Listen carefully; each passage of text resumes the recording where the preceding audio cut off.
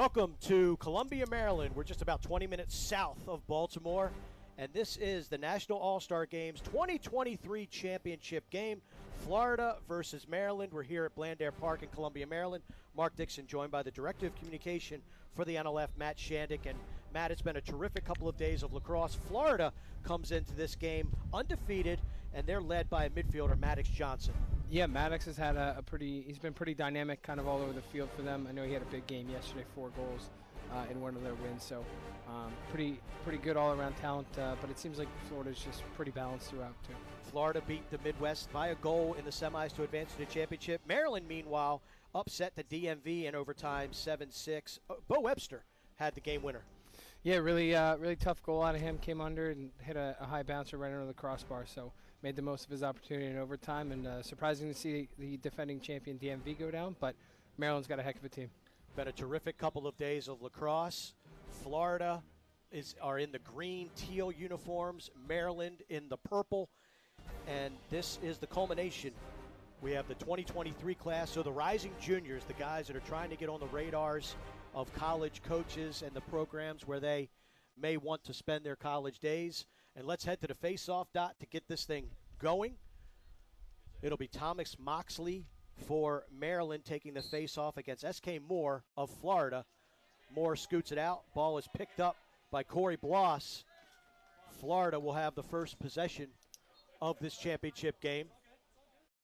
Nicholas Soteropoulos, the long stick midfielder, out there for Maryland. Ball cycles over to number 17, Kobe White. Bronson Dowdle now into the game, being guarded by Tyler Owings of Maryland. Again, Maryland in the purple, Florida in the green. This is the class of 2023 championship game of the National All-Star Games presented by Nike Lacrosse. Thomas Lala on the defense. Quick slide. That is Maddox Johnson, who's starting this game on attack. Listed as a midi, but playing some attack, doing both. A little bit of an all-around player. Nice check by Lala. Ball is loose. Ground ball picked up by Florida. Again, Florida 5-0 coming into this championship game. Maryland 4-1. Lost their opening contest to New England, but avenged that loss earlier this morning in the quarterfinals, 9-6 over the New England team.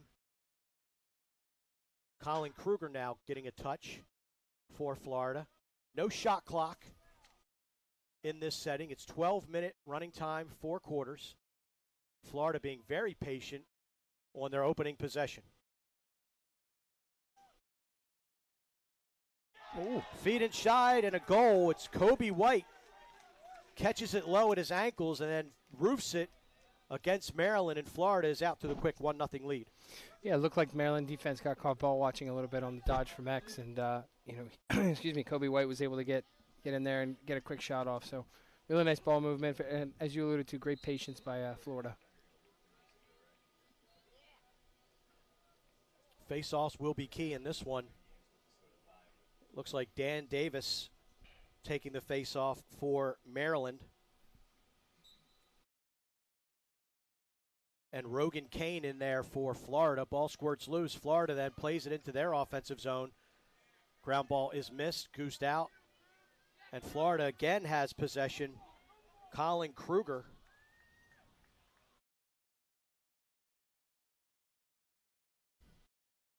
And the ball behind to Florida. What have you seen so far to this 2023 class? I know you've been tracking these guys, Matt, and watching a lot of showcases, tournaments, high school lacrosse. What's the general early returns on this 23 class? It seems like there's a ton of offensive firepower. At the top, I think it's pretty heavy on really good scoring attack. Obviously attack mid and middies. I think some college coaches have said that they're still looking for the preeminent defenseman to really kind of emerge. Interesting to see it, and it seems like the face-off class is pretty strong throughout as well. A.J. Marsh, one of those defenders, comes down, takes a shot. Ball is saved by the Florida goalie, Paul Pilgrim. Dylan Cadigan getting the start for Team Maryland. Yeah, Marsh is one of those guys, we have him ranked pretty highly, top 20, top 25. He's just, you look at him, he's 6'2", 6'3". He runs really well. He covers a ton of ground. When he's really kind of dialed in, he plays with a little bit of aggressiveness or tenacity to his game. So he's got the potential to be one of the better D guys in the class. Got the party started with a huge goal in the semifinals against DMV. Runs the field well, great cover guy, terrific ground ball right there by Bo Webster out of Gilman School in Baltimore. Over to Michael Smythe. Smythe slows it down, gets it to his attackman, Shuey Kelly. Smythe, a hybrid type of player, can play midfield and attack, so when he gets short stick matchups, Maryland likes to exploit. Smythe gets underneath, feet across. Owen Dixon can't handle. Ball then trickles into the cross of the goaltender, Pilgrim, and Florida now with the clear. I like what Smythe can do. He's really tough for short sticks to handle, and he does a good job of, he showed it on that play of just kind of drawing and dumping to the open guy. So he's one to watch. Florida now back on the attack. Kobe White checking into the game again. Bronson Dowdle. Short stick defensive midfield for Maryland being incorporated by Matthew Morelli. Jacob Pacheco now, slide from Thomas Lala. Lala chasing the Floridian offensive player out of his comfort zone. Shot on the run. Cadigan read it. Was able to fight it off.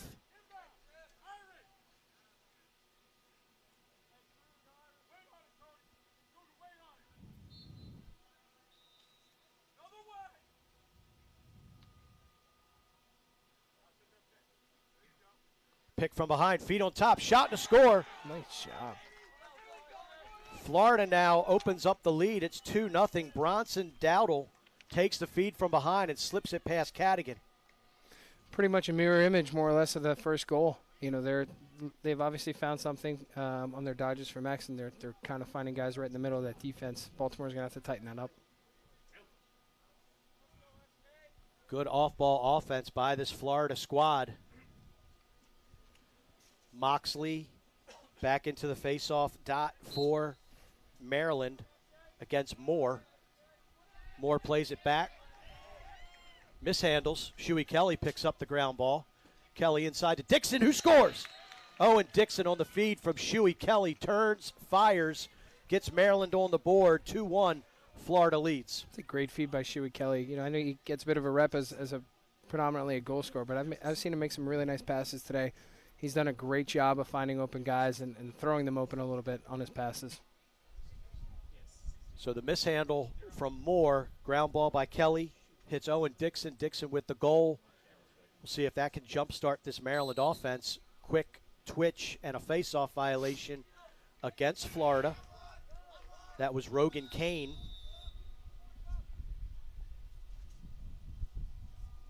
Fresh midfield unit for Maryland checking in.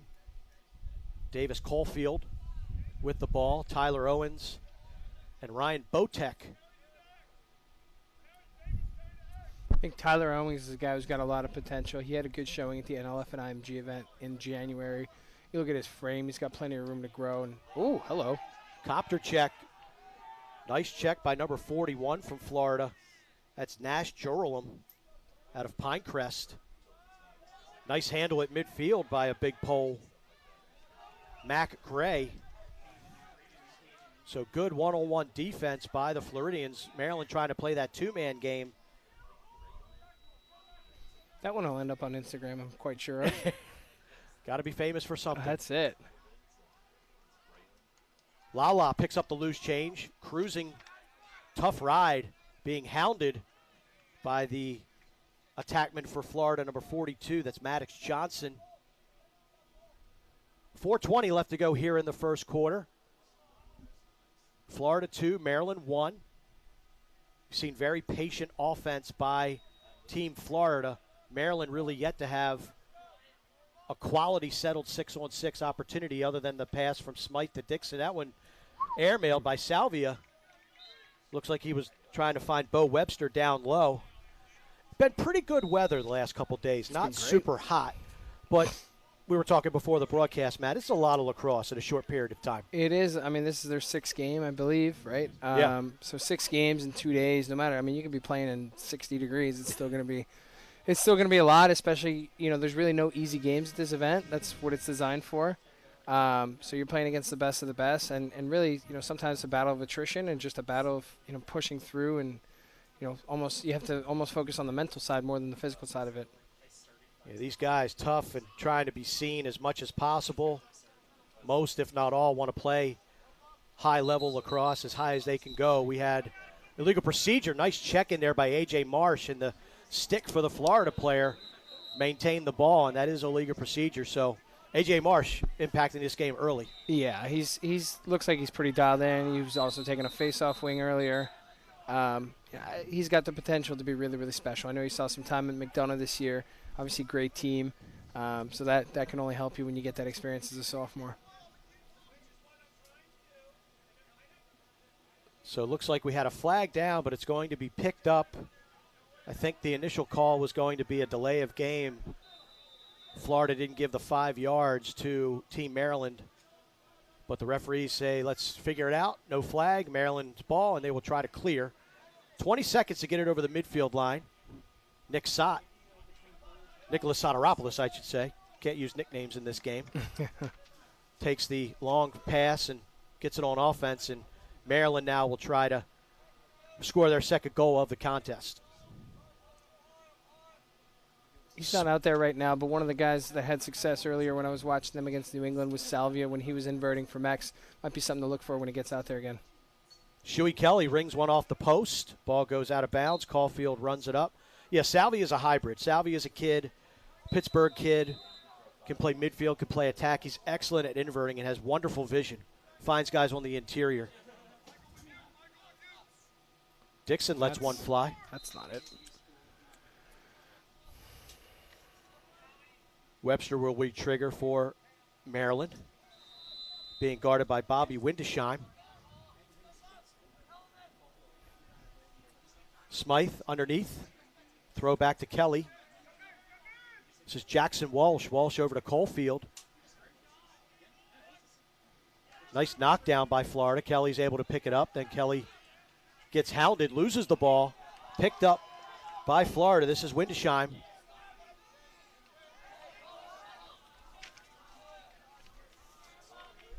So good defense again by Florida. When you look at these guys, they're pretty long, pretty big. And Maryland, when they get inside of them, they're doing a great job of lifting, checking, getting that ball on the turf.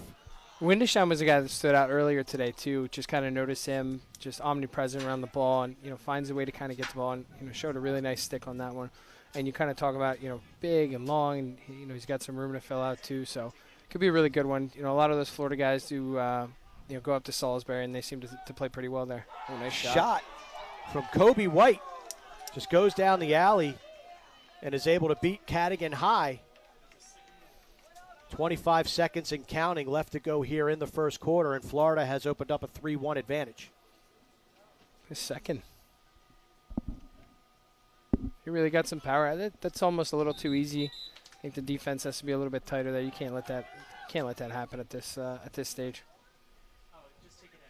That'll be the end of the first quarter. So after the first 12 minutes of action, Florida leads Maryland by a score of 3-1. We're going to keep it right here. Class of 2023. Championship game, Rising Juniors. And here we go, Matt. These are the rules for both this game as well as our championship in the 2022 division coming up. Yeah, pretty standard stuff. Hopefully maybe next year we can incorporate a shot clock, because I think, it's just the way everything's going, obviously, in college, and there's definitely an added element of fun into it, and you can't really just kind of stall and drag it out. Not that that's going on right now, but, that'd be something I'm sure a lot of people would want to see next year.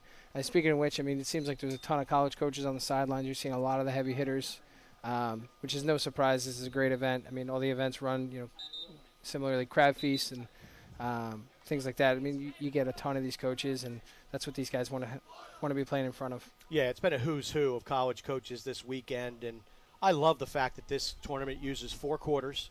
Don't like the halves. Each team gets a timeout per half, and no dives, and the standing neutral grip, which, according to the NCAA rules, is the protocol these days, so no more one-knee nation. And standing neutral grip, the guys have adjusted terrific. But, second year for this event. And last night, you and I were on the broadcast with Paul Carcaterra, the senior all-star game, and that was pretty special for a first-time event. I was talking to one of the higher-rated players in the 22 class, Joey Terenzi from Long Island Express, who's playing in this with Long Island, who I think is in the championship game next round. And he just remarked how fast everything was going, and he couldn't believe it. He's like, the talent level was off the charts. And I agree. I mean, I mentioned to you last night, it seems like they've been playing together for years, and some of these, the balls are snapping around. There's no one guy just trying to post up and dodge 6 times. So it's really special, and I think you're just going to see that event continue to get better and better. Tyler Owings with the shot for Maryland, gobbled up by Pilgrim. Florida on the transition, and there we go. Another goal for Team Florida. That's Corey Bloss going from defense to offense, takes it coast to coast, and opens up a 3-goal advantage for Florida. I think you're really seeing Florida kind of stretch their legs and transition a little bit. They've got some athletes, and that's always been the rep with Florida, right? They're sick athletes, and once the fundamentals catch up, might be in trouble for the rest of the country. And I think this Florida team's kind of announcing its arrival in style right now. Again, Florida undefeated so far in this tournament. Knocked off the Midwest in the preliminary rounds by a goal and then returned the favor in that semifinal game. Maryland had to dig deep to knock off DMV, the defending champions in this National All-Star Games tournament. Daniel Davis gets a hold call against Florida.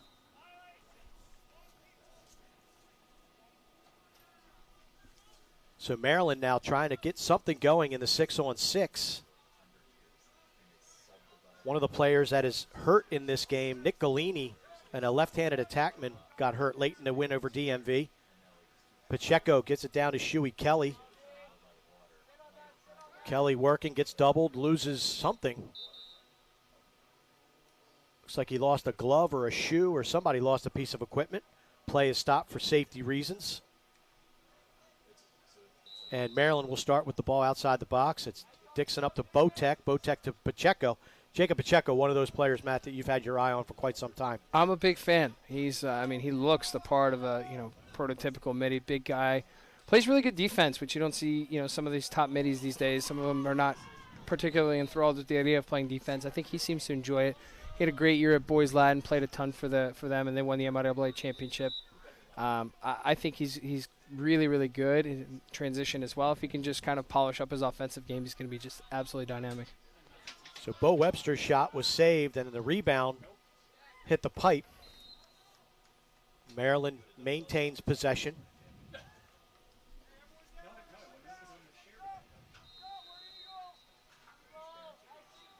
Dixon with the ball, operating behind the cage.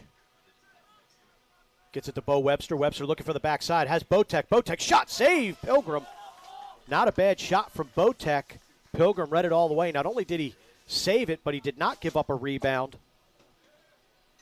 He's been very clean on his saves so far. Not really giving up a ton overall in terms of rebounds. That might have been his best one so far. Clear being handled right now from Jackson Bennett of Florida.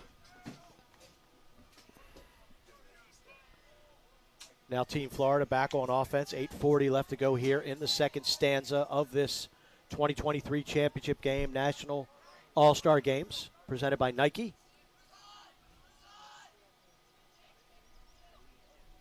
A little better arrangements for us this year, right? Not up on a scaffold and swaying back and forth. Yeah, I think, second year is better for everybody, including the announcer. Ooh, what a rip.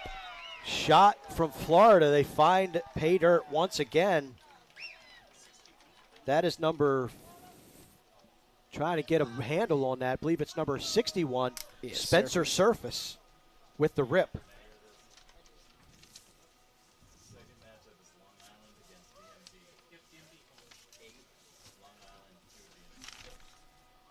5-1 Florida right now. Everything going their way.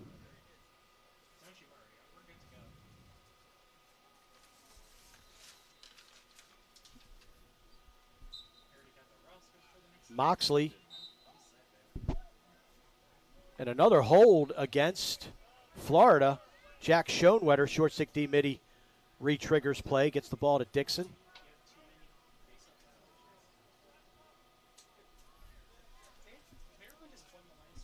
Face-off starting to even out a little bit. I think Sweetlex had a hot start, and Moxley with the win there.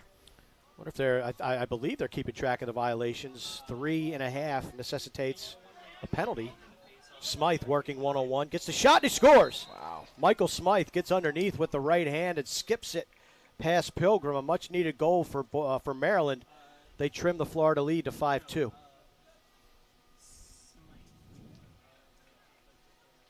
Yeah, this Smythe kid's he's pretty talented. I think we have him in the mid-40s type of thing. Really, really good. Kind of like very silky smooth.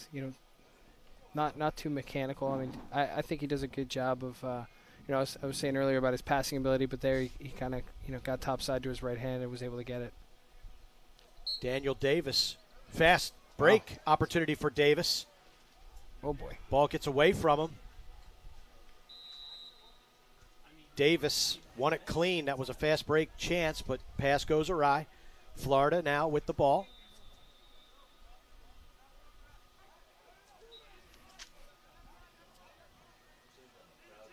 Florida looking to clear. Webster applying the pressure on Ryan Penton. Penton draws a flag. Soteropoulos working Penton over, but nice clear by Penton. Draws a foul, clears it clean. And Florida now checks in on offense. Caleb Coleman in the game.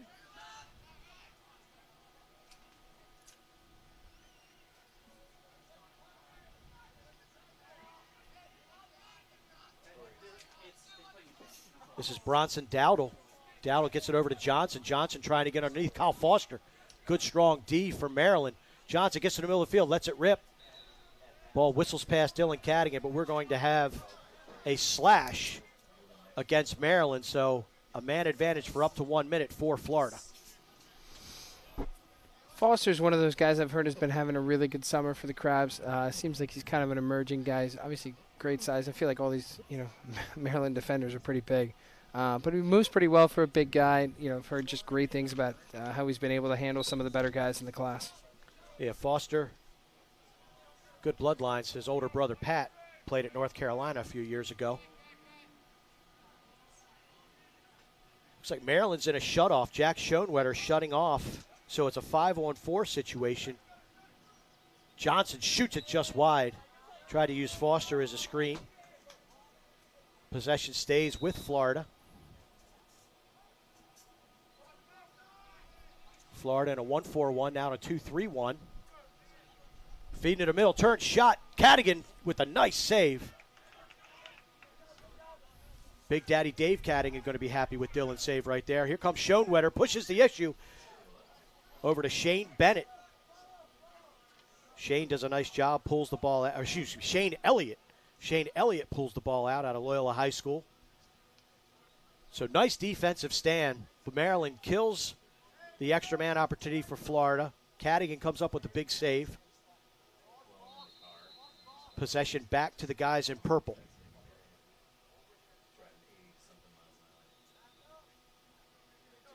This is Jackson Walsh, Pacheco, and Michael Smythe. Smythe, the last goal scored for Maryland.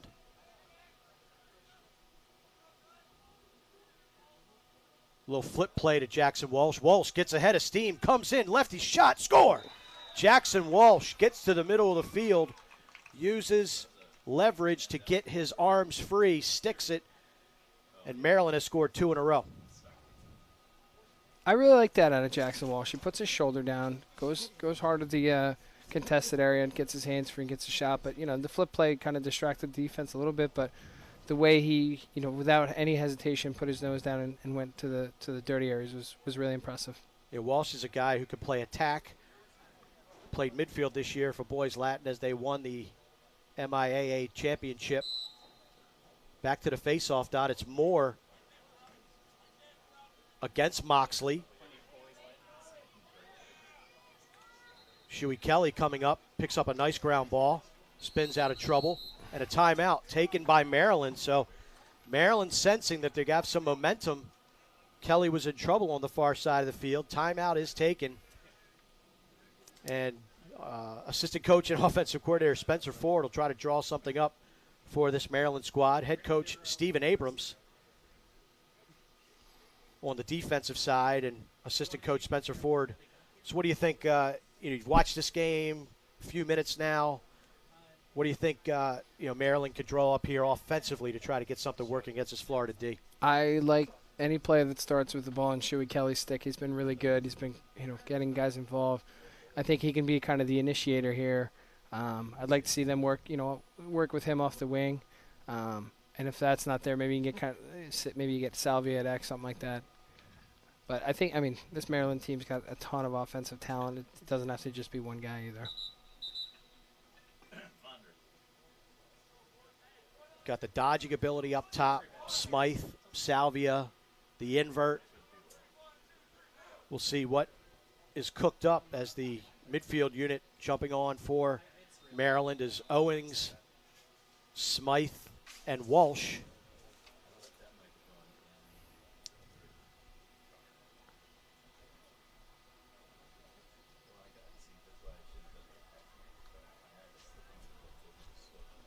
.240 left to go here, second quarter. Florida leads Maryland 5-3. Florida was up 5-1. Maryland fought back to trim this lead to 2, and now a golden opportunity to put a further dent in this lead. Fake flip from Smythe. Smythe cruises down the alley, spins back, gets doubled, puts it up to Kelly. Down low, Owen Dixon shoots and scores. Dixon from Jackson Walsh. Good ball movement from Maryland, and Dixon on the finishing end. That was some really nice ball movement. I thought they spun it around pretty quick off of Smythe's initial dodge, and were able to get it to the backside. That's a low-angle shot, and somehow Dixon just sticks the corner. I think that's what he does best. He's a really good finisher, and really, Maryland's got a little bit of a run here. Davis again with that quick face-off. Pushes it down to Kelly. Kelly pulls it out. I have to let you fully describe Owen Dixon, or I'm going to be accused of nepotism. So, I think we have him as a top 40 prospect, so we probably think he's pretty good. You did, yes. He's done a really nice job. Enjoyed his play at NLF at IMG, where he was an all-star. So that was a fun trip. Yeah, it's great good. event. It's always a good time at IMG. The facilities are just okay. They're just average. Yeah. Oh my goodness, you walk on there and it's like you're on a freaking major, Division I college. There's probably a lot of Division I colleges that wish they had the IMG facilities. I tell you, it was impressive. Feed inside to Webster. We had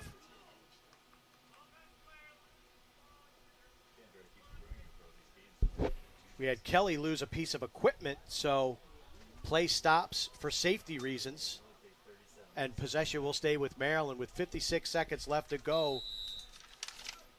Defensively, number 54, Bobby Windesheim on the ball. Invert. Here's Salvio on that invert. Looks inside. Nice roll dodge. Salvio shoots. It looks like Pilgrim got a piece of it. Another nice save from the goaltender, Pilgrim. Now Florida trying to clear it. Ryan Penton again. I'm impressed with Penton's stick work in the defensive end. He's gotten out of harm's way. He's drawn a foul. Ball goes up the side. Number 74 wearing the teal is Griffin Moore. Moore is able to clear it. Caulfield applying the defensive pressure. And then we have a Florida player on the ground, but picked up. Shot. Wow, Cadigan. what a save. Cadigan steps up and denies the long pole. 8 seconds left. Soteropoulos on his horse. Coming down low. Shoots it. Saved by Pilgrim. Rebound. Dixon shoots and scores. The rebound from Owen Dixon. He's able to snare it out of midair and put it back. And he ties the game at 5 right before halftime. Great play by Soteropoulos. Beautiful save by Paul Pilgrim, but then the heady play by Owen Dixon, and what an end to the first half. That was a lot. For 10 to 15 seconds of gameplay, Dylan Cadigan with just an unbelievable save. And you talk about a swing right there. I mean, we could be going in, and it's 6-4, and it's like, oh, man, that's a tough one. And instead, you turn around. Soteropoulos, who's never been shy about letting it fly from his LSM spot. Really good shot. And a great save by Paul Pilgrim. I think that's the 7th or 8th of the half. But Dixon did a great job of cleaning up the trash and knowing that, there wasn't much time left on the clock. You got to kind of get rid of it quickly. So really nice play all around. Entertaining first 24 minutes of lacrosse here at the National All-Star Games 2023 Championship game. Stick around. Second half action coming right up after this.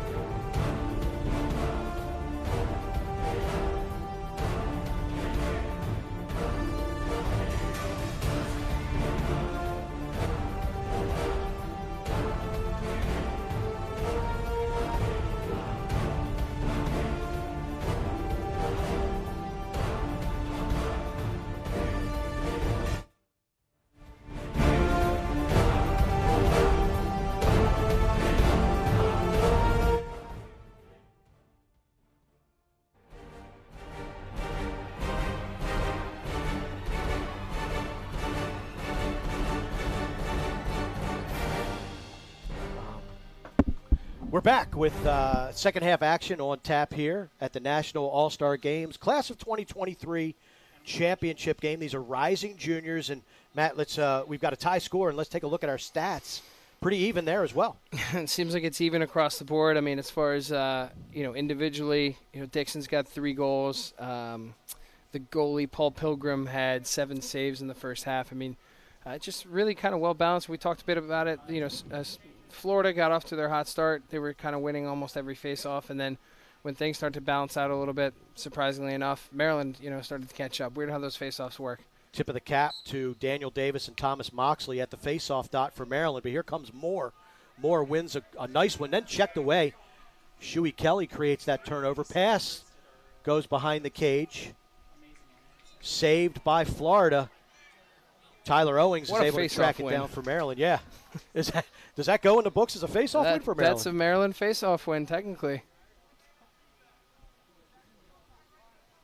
New goalie in for the Florida Ball Club. Number 4, Ethan Striner out of St. Thomas Aquinas High School. 61 short stick D midi. Spencer Surface, he scored a goal in this game. Shuey Kelly up top. Step inside, shot to score. Tyler Owings gets his, that's Jackson. No, that's Tyler Owings. That's Owings. Owings and Walsh are like body doubles. Those guys can be so tough to tell apart. And it was Walsh with the feed, Owings with the finish, and Maryland takes their first lead of the game. You know, Owings is a pretty tall guy, pretty big guy, but he did a really nice job of kind of getting low under the man's check right there. Was able to get his hands free and get the bouncer home. Really impressive ball move. We've touched on it a couple of times, but Maryland's ball movement has gotten significantly better.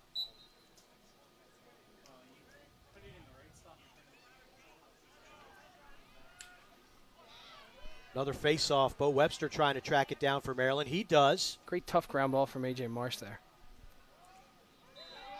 Marsh, such a difference. I apologize. That was Ben Bavar, the McDonough helmet. Bavar, yeah, off. BB. Ben Bavar, he's had a wonderful tournament. Really has developed over the last couple of days. He's been playing both LSM and short stick, which you love to see that versatility. That'll always endear you to college coaches. Absolutely. For sure. 54, nice clear for Florida. That Luke Lowery out of Ponte Vedra High School. Midfield checking in. Dowdle back into the contest with Griffin Moore. Seems like it's been a minute since Florida's had the ball in 6-on-6. They've been very effective in the first half. And there's another one. Griffin Moore just winds up and steps back and lets one rip, finds top cheddar, and the game is tied at 6. Yeah, that'll be good enough for a settled offense right there. I mean, rolled back, got his hands free, hit him with the high to high. That looks pretty. Got ourselves a game here, folks. Florida and Maryland. Florida jumped out to a 5-1 lead. Maryland was able to tie it at 5 right before the end of the first half, and each team has traded goals. And there's another violation against. I guess The not. referee's going to let him have a mulligan.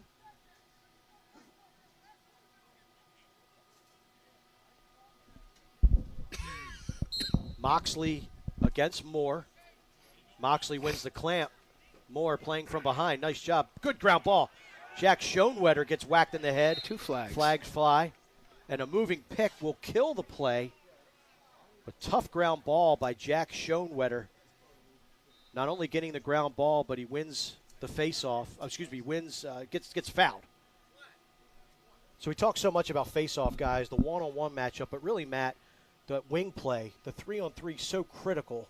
The coordination of that, the execution, and the ability to pick up those first-time grounders. College coaches put a pretty high premium on wing guys. Oh, it's definitely, and especially when you get to the higher levels of high school and obviously college, like the amount of times you're going to win pinch and pop to yourself going forward, 1, 2 maybe type of thing, unless you're Mike Sisselberger who does it all the time. Yeah.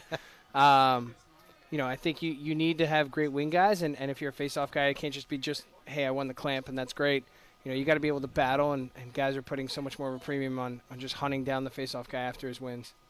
Shot from up top. Safe. Walsh gobbled up by Ethan Striner. Read that one all the way. Makes the clean save. Now Florida trying to clear. Striner leaves it in the crease for his midi. Dangerous proposition there. Kelly hounding the midfielder. Tough ride from Maryland. They're finally able to track down. And here comes A.J. Marsh. Marsh just laying the wood. Creates the turnover. Looked like that was Corey Bloss trying to clear it. Just ran into some trouble. And Marsh showing again why he's one of the top-rated poles in this 23 class. Yeah, I think Bloss thought he had the punt return clear set up. Oh. Kelly with the shot. Rings off the post. Possession stays with. Well, no, it's going to go to Florida. Good hustle by Ethan Striner of Florida.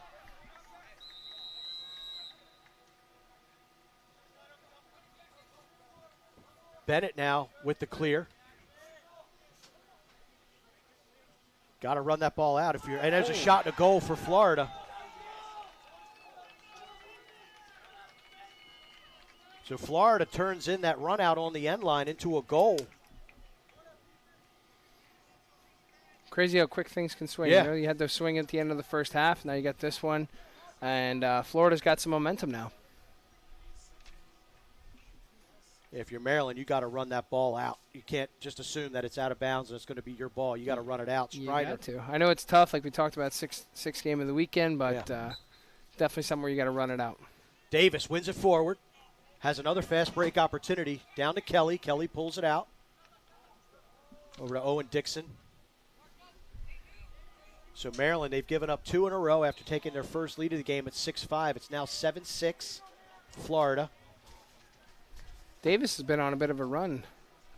Winning the ball cleanly forward to himself a Yep. little bit. He's a late add to the team as Zach Hayashi, talented faceoff man out of McDonough, is injured. Davis out of St. Paul's School doing a terrific job this weekend. Pass down low to Bo Webster.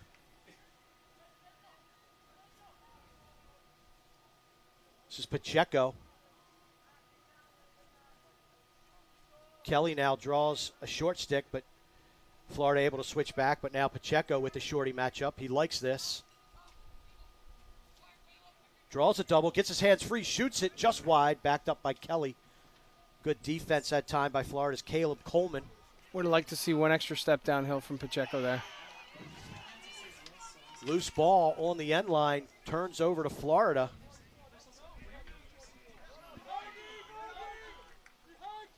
Double coming from Bavar. A.J. Marsh stalking. Not the double team I'd like to be facing, I'll tell you that much. Those two guys can take the ball away from you real quick. Colin Kruger did well to stay out of harm's way. Evaded the long reach of Marsh and Bavar. And then a shot. Rocco Bognet makes a nice save. Crease violation. So that's the new goaltender for Maryland, Rocco Bognet. He was terrific in the semifinal win over DMV. Both him and Cadigan have played terrific this weekend. Bavar now. Check. We're going to have a loose ball push against Florida. Bavar's been very active, I've found today. It seems like, maybe it's just the McDonough helmet because those, for my money, the best helmets in high school lacrosse. But, he's been very involved, very around the ball. So like what he's brought to the table. Like I said, I think I saw him playing short stick D mid earlier too. So there's a lot to like about his game. Nice ride by Florida. They create the turnover. If you're a short stick D midi, you are paid to run the ball out of your defensive zone. You got to run it out. Yeah, Bavar's been great in the middle of the field. He really has owned the middle of the field for most of this weekend. Again, I've watched the Baltimore team more than any of these other 23 teams. Of course. Bavar's been a guy who has really done terrific. This Florida team, they're undefeated for a reason, and they lead this game by a goal. Moving pick. Yep. They've been tough too. Like they're not shy about getting dirty a little bit. Do what you got to do to get the ball. I like that style. You feel like this game has taken on different personalities throughout, which lacrosse games will, and Florida's adjusted every single time. Yeah. Slow down, transition. They've got a bit of a chip on their shoulder, which is great. When you're coming from at least not as traditional hotbed as Baltimore, I think you kind of have to have that. And it's paid off for them. And as you mentioned, this is a newer team, as last year it was just the South that included Florida. South is back. 14 total regions in the National All-Star Games presented by Nike and another great sponsor, True Temper. True Lacrosse doing such a wonderful job here. Obviously the NLF heavily involved in this event. Swim move by Jackson Walsh. Walsh inside. Feed just can't find Shuey Kelly. And there's that long arm of the Florida defense. Tough ride by Maryland. Bo Webster had a chance at it for a second, but there's another tough pickup by Windesheim. He has just been a vacuum on the ground balls.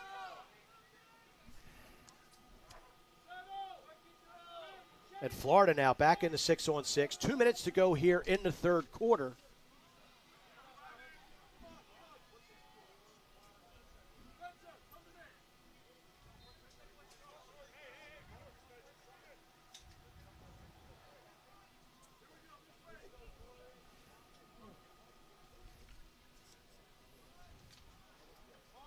Corey Bloss.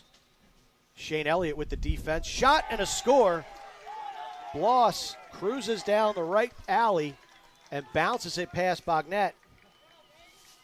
His second goal of the game for Bloss. And Florida fighting back. We're down 6-5, but have scored 3 unanswered at this point to reclaim a 2-goal bulge.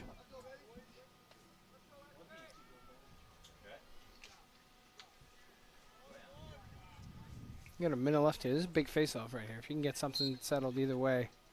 Moxley against Moore. Moore wins it. Ends up on the turf. Able to pick it up. Tough ground ball. That's a great job. From S.K. Moore. And now Florida, they're under. They've got a break opportunity. 42 seconds to go. I think a lot of the players thought that a horn from an adjacent field was this horn. It's not. Lala on D. It looks like Florida's going to be content to hold for the final shot. Cone Woodland has checked into the game for Florida.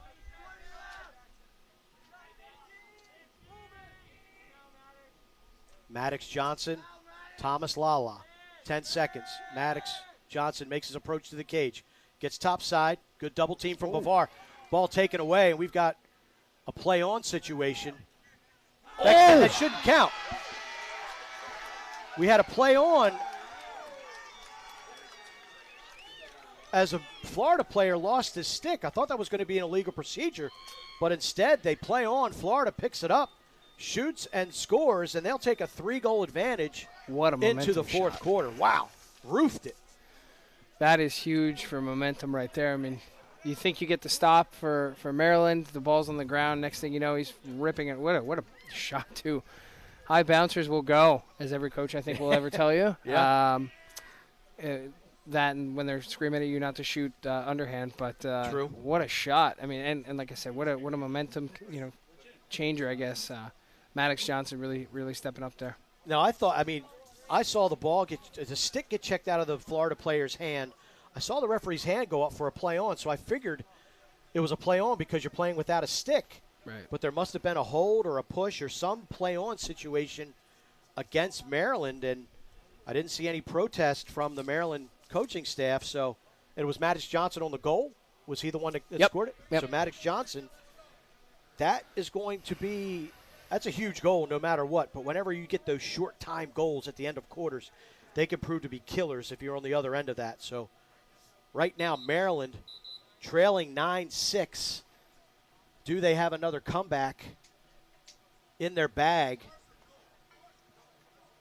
They were able to come back from a 5-1 deficit early, took a 6-5 lead.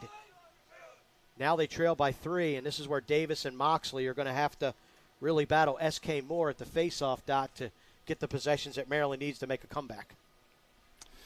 Yeah, I mean, that's obviously where it's going to start, but I still can't get over just what, you think the ball's on the ground, all right, we're good, but it's been those little plays that Florida has really kind of, won. We had the one, run out where Maryland thought they had it, and then, Florida just kind of out-hustled a little bit, and on that play, like you played with the buzzer, right? It sounds so cliche, Absolutely. but Maddox Johnson gets rewarded for going to the buzzer. And this will actually be Rogan Kane taking the face-off for Florida against Daniel Davis. Davis tries to win it forward. Nice jam by Kane. Can't pick up the first-time grounder. There it is, loose. Soteropoulos trying to get in there for Maryland, and he finally does pick it up. Soteropoulos, such a demon on the wings. Terrific on ground balls.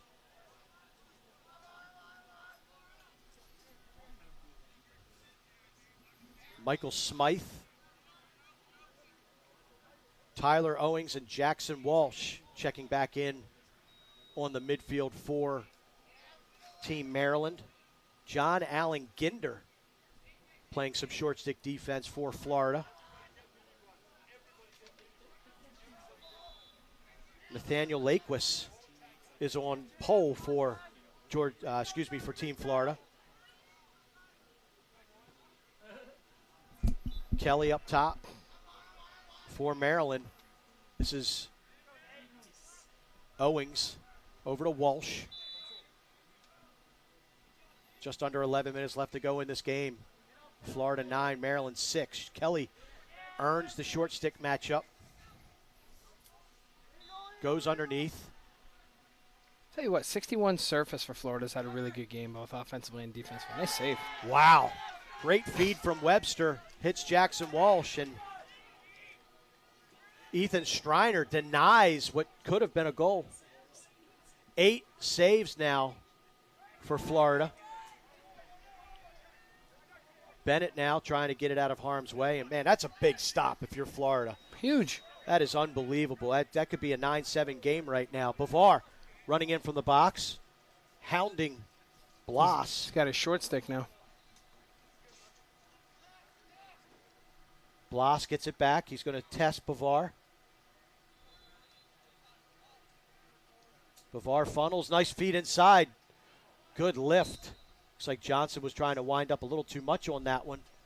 Good poke check from Matthew Morelli.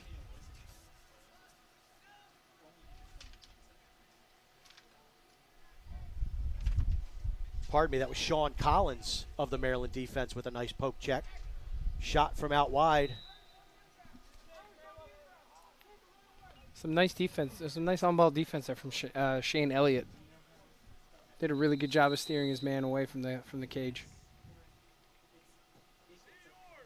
Florida with the restart behind the cage. Nice inside roll. Shot just goes wide. Foster hustling to the sideline, and he's going to win the race. Great hustle right there from Foster. Nice job by Kyle Foster. That was Colin Kruger with the shot. Got some inside advantage on the Maryland defense. It just goes wide, but Foster able to track it down with those long strides for Maryland. Soteropoulos now up to Kelly. Kelly almost goes out of bounds. Turnover. Kelly and Maryland now. Florida looking to get it upfield. Bennett, who's been a truck between the lines for this Florida team. He's got a path to goal. Shot saved. Rocco Bognet. Rebound out front. Picked up. Bognet comes out again and then gets hounded. Ball's loose. Pacheco with the ground ball. How about Rocco Bognet for Maryland with two great saves? He's been really good. Wow. That first one was outstanding. I mean, Jackson Bennett had all the momentum and just heading downhill and somehow comes up with a great save there. That's huge. Oh, hello. Foster gets the ball taken away momentarily by Luke Lowery of Florida, and then short stick D-midi Shane Elliott able to collect it. So some tattered play over the last 45 seconds or so. Some great end-to-end action. All these kids trying to finish this weekend strong. Davis Caulfield, midfielder on now for Maryland.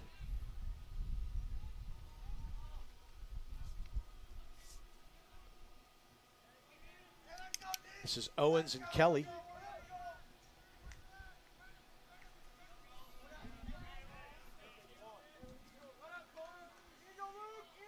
Kelly with the short stick matchup, trying to get to the middle of the field, draws a slide, flips it over to Caulfield.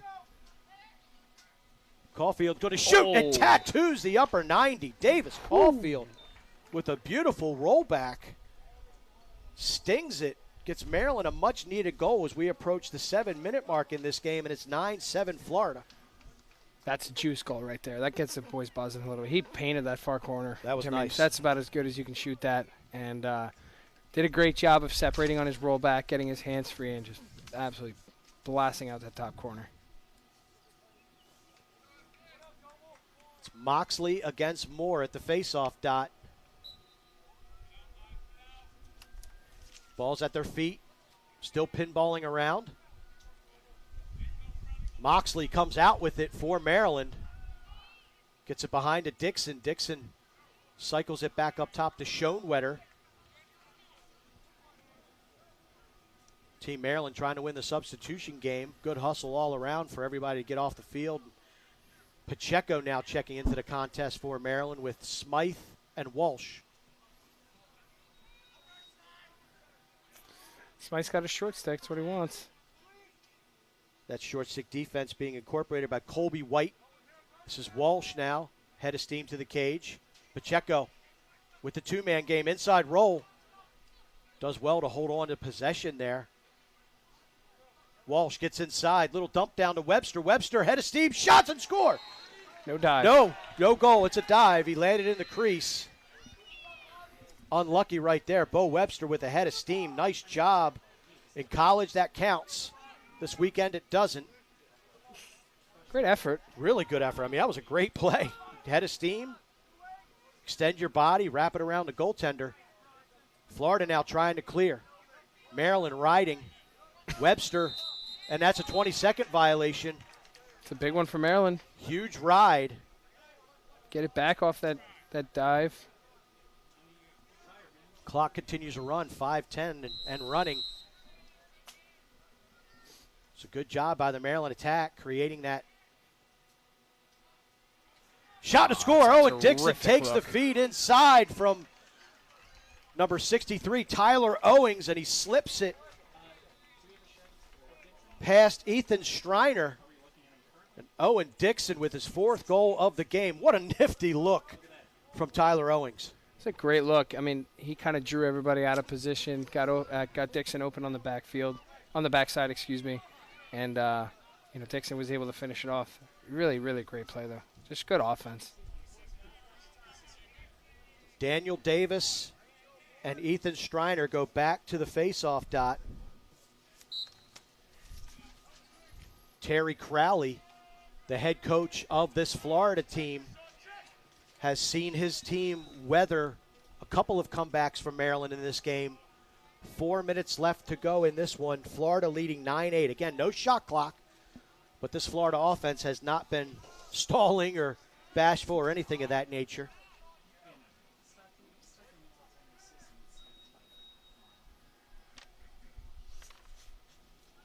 Florida working the ball around. Bennett on the field offensively, as is Colin Kruger. Number 36 has been a problem all afternoon. Bronson Dodwell behind the cage against Bavar.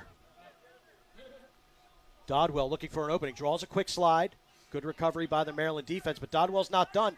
Shoots and saves. Bognet did a nice job of tracking it. Bavar did a good job of forcing him to turn away on his question mark, and I think that's a pretty easy save for Bognet. He's dialed in. It's great. What's great in these events, so Bognet struggled a little bit in the first game against New England, but he has been fantastic. What do you see out of athletes that, you have a bad game in a tournament like this, in a showcase? How valuable is a short memory? It's the most important. Oh, hello. Wow, Michael Smythe catches us off guard with a cruise down the left alley, and he beats Ethan Striner short side. So Smythe with another goal for Maryland, and we are all tied up at 9. That's just a great shot. He was able to kind of pick up a little speed down. That ball placement on that shot was terrific. To go back to your earlier question, I think it's the biggest thing. Physically, even the best guys aren't going to be there at their best every single game, especially in something like this, right? So how quickly can you put it behind you? How quickly can you make people forget about your bad game with a good one, And at the end of the day, people are just going to remember what you did in the biggest games anyway. So Moore plays the ball forward. Pinballs around again. Moxley trying to pick up a tough one. This is Soteropoulos and Moxley. And Tyler Owings comes out of it. He's got a little bit of a break. Owings with a head of steam. Pass down to Bo Webster, who sticks it. Tyler Owings to Bo Webster. Webster slots it past Ethan Striner. And Maryland has scored 4 goals in a row to reclaim a 10-9 lead. It looks like we have a stop clock. Start-stop at under 2 minutes. What a play by Owings. Picked up the ground ball, outran everybody. It must be hard to outrun everybody at 6'3". I can't outrun anybody at 6'1". So it's just a terrific play. He did a great job of drawing the slide and hitting hitting Webster on the backside. Good finish by Webster. Webster did a nice job stepping up field, increased his angle, and then put it past Striner. And we're going to have a penalty against Soteropoulos. So Florida now with a free possession. Kobe White controlling for Florida.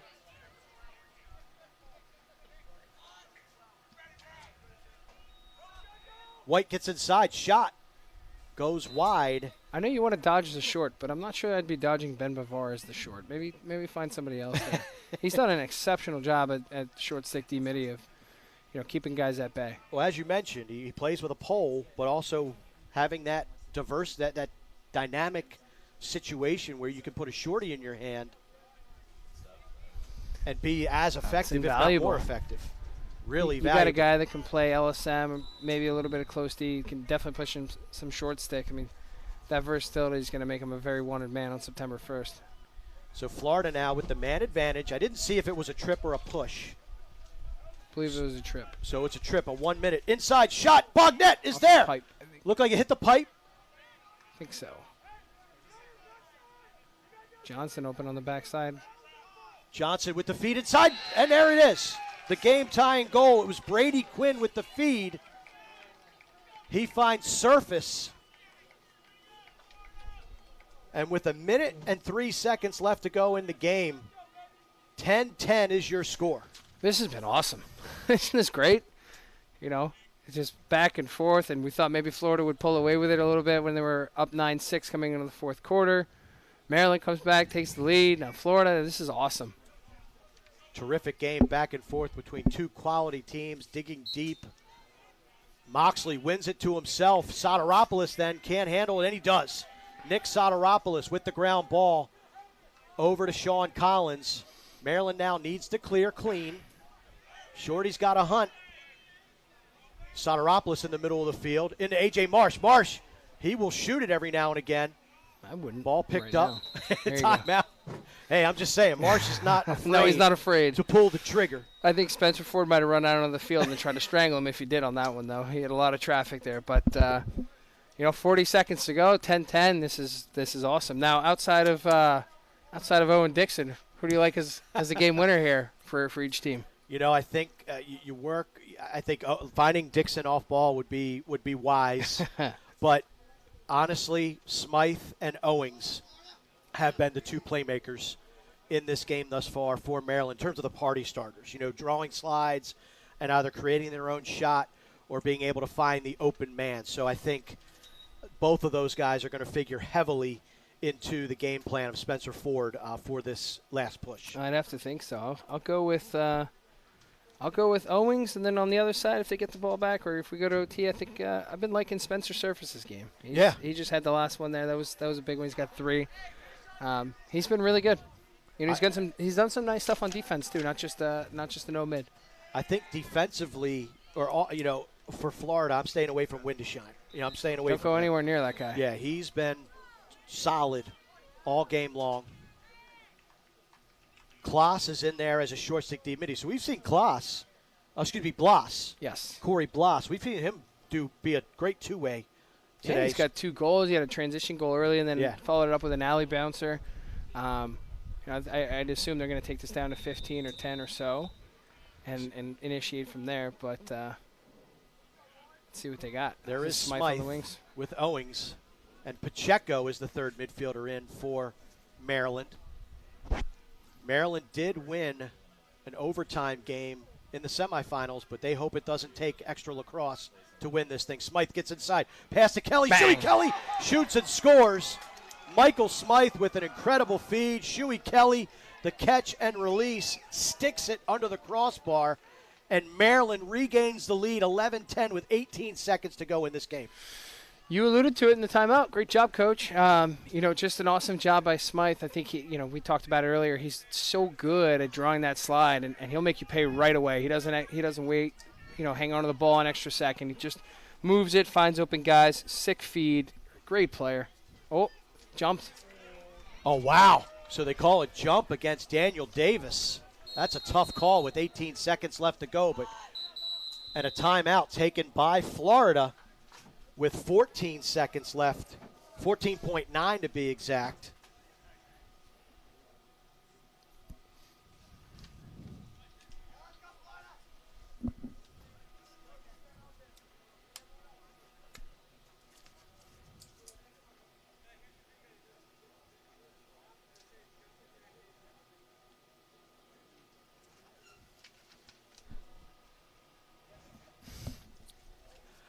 So now, okay, we talked about Maryland, and they got that play.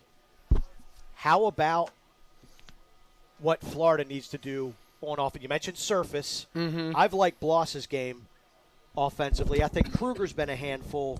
Who are we looking for if we're the Floridians? Well, first of all, I think you almost have to go with something from Max because that's where they've had the most success. Maryland's been caught ball watching 3-4 different goals.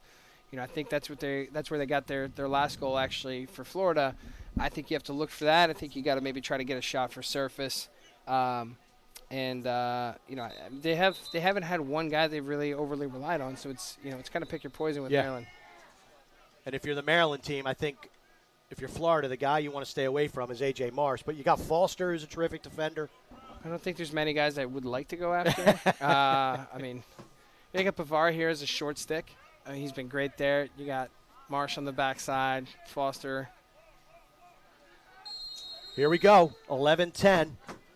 Ball started with Maddox Johnson. Johnson gets a step inside. Nice trip check by Sean Collins. Collins gets it on the carpet, has possession, whips it down the field. 4 seconds left. Ball is going to be in the cross of the Florida goalie. Time expires. There it is. And that is it. Maryland has won the 2023 championship of the National All-Star Games. A terrific lacrosse game played by both teams. Everything you could ask for, really. Just awesome. Came down to the wire.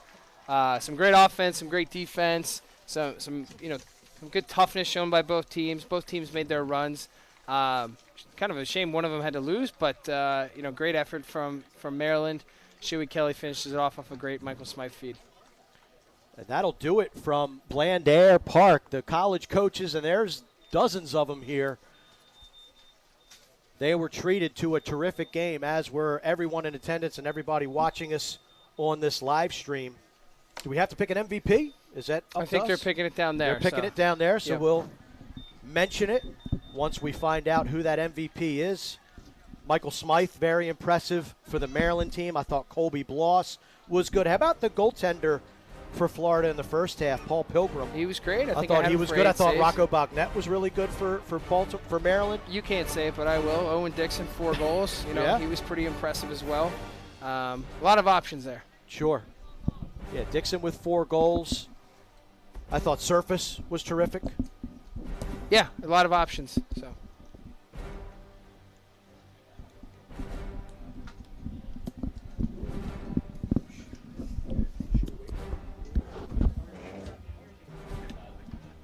All right, folks, that'll do it from Blandair Park. The final, once again, Maryland knocks off Florida 11-10 in the National All-Star Games in the class of 2023. For Matt Shandick, I'm Mark Dixon. Stick around. We've got the class of 2022 coming up shortly. Long Island versus DMV. Thanks so much.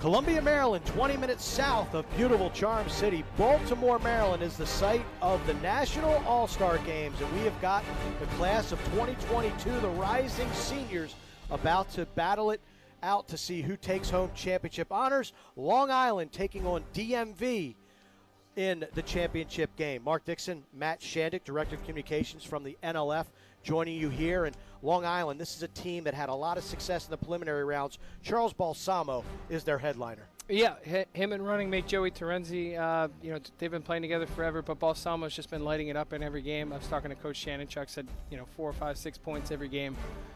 Watched the first half of the semifinals. He had 4 assists in that. So he's been kind of doing a little bit of everything. He plays attack, he plays midi, plays defense, plays a little bit of everything. So definitely one to watch. Our number 7 rated 22. He's headed to Duke. The DMV, meanwhile, have one of the best Fogos in the class, if not the best, and that is Mac Eldridge. He's phenomenal. I mean, he really kind of blew up last summer after he hit a big growth spurt, and he's been the unquestioned guy in the 22 class at the X. Could make an argument he might have been the best face-off guy in high school lacrosse, period, this year. He's special. Coach Tiffany of Virginia's got a really good one coming in. I know they were super fired up to get him. I mean, they had to basically hold off everybody else in the country for him. So, well, speaking of Mac Eldridge, he's around to get the party started as the referees are going to put the ball down, and we're going to get this thing faced off. Eldridge, number 39 in the red. DMV, Long Island, wearing the yellow. And we have got a great one on tap. Both of these teams loaded with Division I commits as Eldridge wins the face-off. Gets it behind the cage, and DMV will have the first opportunity to strike pay dirt. Elliot Dubik with the ball behind the cage, being guarded by number 30 in yellow. That's Jesse Phelan, excuse me. Number 76, Marco Signorelli for DMV, gives it up to Luke Roa.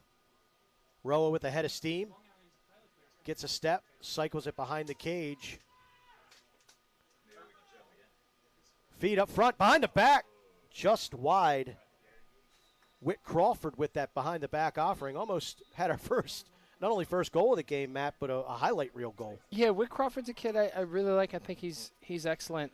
He's kind of flown under the radar a little bit, but really productive player from St. Stephen, St. Agnes, and Madlax. So definitely kind of a creative guy who's not afraid to try some different stuff. So almost stuck that one. Ball up top, good midfield dodge. Wine's shot just goes wide. It's number 66 for DMV, Zachary Walsh. Rowan now with the ball back up top.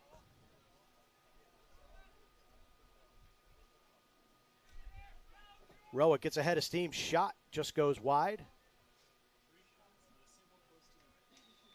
Starting goalie Will Snyder for Long Island. Will McCullough with the dodge, feed inside to Roa, shot and a score. Nice backside look. Luke Roa catches, shoots, finishes.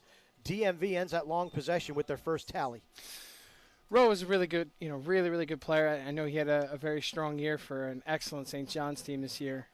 Can really let it fly from deep, but you kind of see his ability to kind of get inside. There was McCullough on the feed. McCullough is a terrific feeder who can, quarterback the offense, find open guys on the backside just like he did there.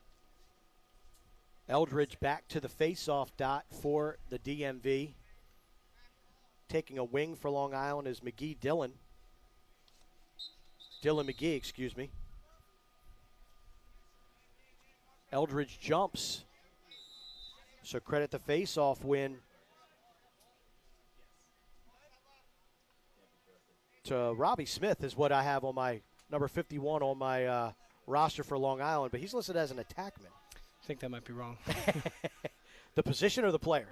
The position. wearing the Huntington helmet, so that matches up with the other part of it. So that's Robbie Smith out of Huntington High School, wins his first face-off via violation. Shot and a goal. Great shot from Matt Caputo. Matt Caputo. Tough to read those white numbers on that yellow jersey, but we'll get it right, folks. And Caputo with his first goal of the game. Caputo has been excellent all weekend long for Long Island. He's uncommitted, and I think he's one of the if not the best, lefty attackman left on the market for the 22s. Just a really, really good player. He kind of understands how to get to little spots in coverage. And for a guy who's not enormous, he found a way to put a lot of power into that shot. So Smith wins that face-off clean for Long Island.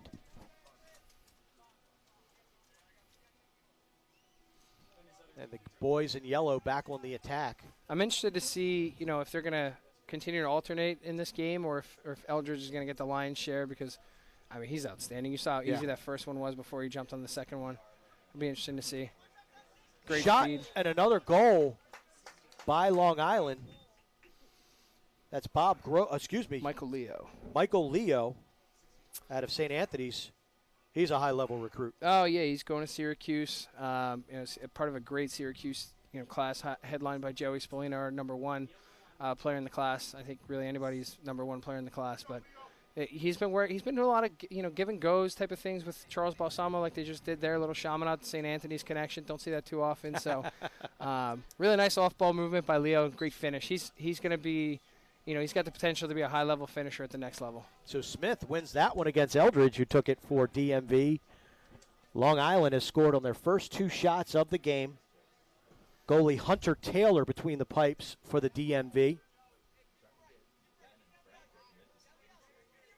Michael Leo with the ball on his stick again.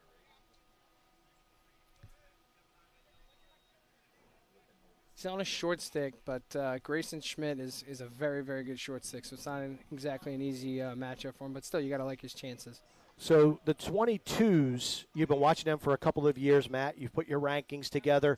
The question for the 23s is, how is that class shaping up? The 22s, what are they defined by? High-level offensive talent. It seems like, there's just so much offensive talent these days. We mentioned Spallina, who's the, and then you have Dom Petramala, Joey Terenzi, who's number 61 here for Long Island, Balsamo. There's just a ton of firepower there. Some pretty good goalies, too, kind of, a couple headliners. Thomas Ricciardelli has been great. He was great in this, in this tournament for Connecticut.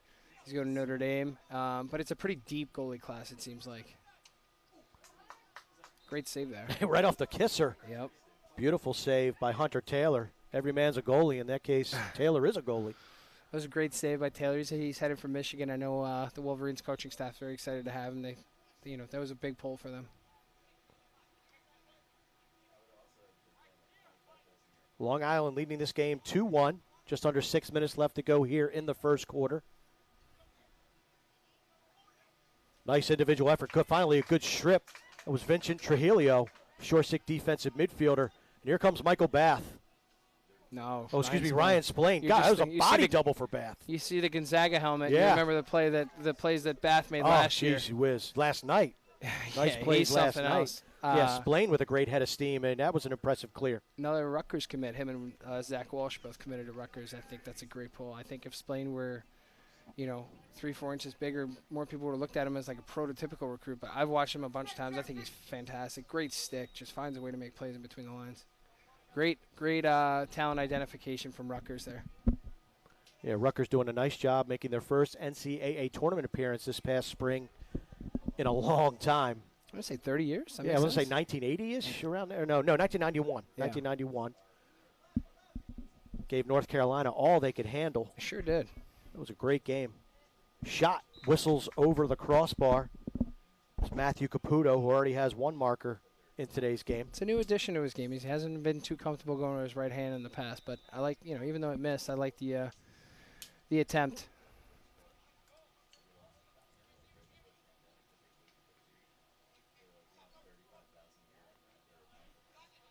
Nice defense being incorporated by Leif Hagerup.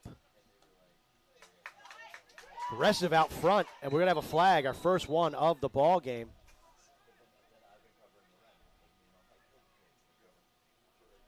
I think the guilty party is going to be number 5 for the DMV.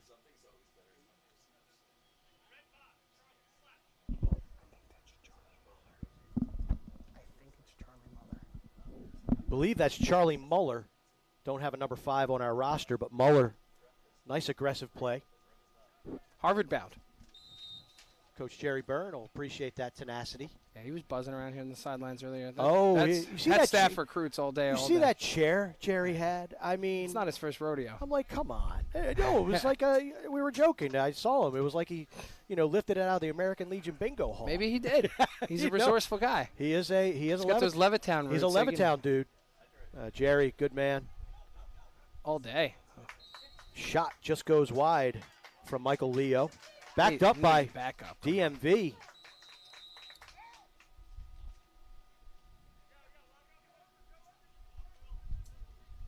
Approaching the 3-minute mark of this game.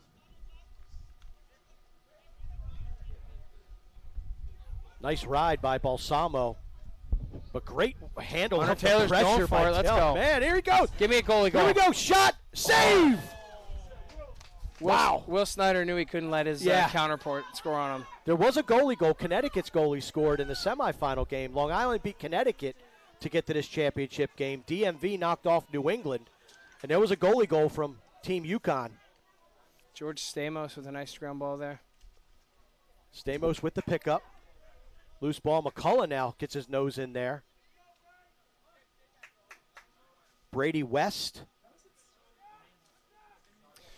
Loyola commit out of Team 91. Yeah. He's an impressive two-way guy. One of the leaders for Southside High School this year. You got to see him and a bunch of other Greyhound commits at another event earlier this week as my older son Matt's going to Loyola. Nice to see some of those future Hounds running around with each other. Saw West out there, as well as Will McCullough. Yeah. Lefty attackman. Good class for Loyola. Yeah. This is Roa. Roa working that right hand. Gets inside, shoots and scores. Luke Roa able to infiltrate that Long Island defense. Puts on his big boy pants and sticks it. Nice individual effort by Luke Roa. Second of the game, I mean, you kind of see that's definitely an improvement he's made there. He hasn't always been able to kind of, beat guys like that with his quickness, and he did a great job of taking the D-Mitty down to the rack.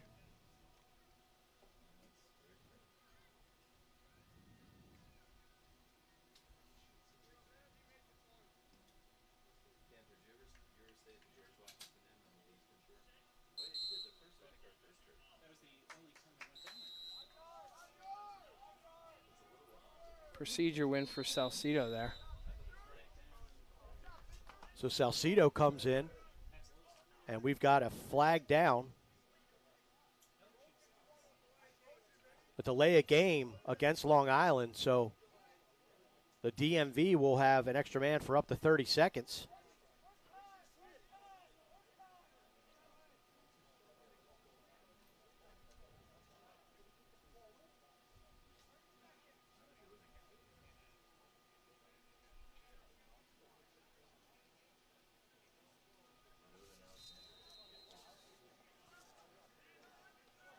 Dubik kicks off the extra man opportunity up top for the DMV,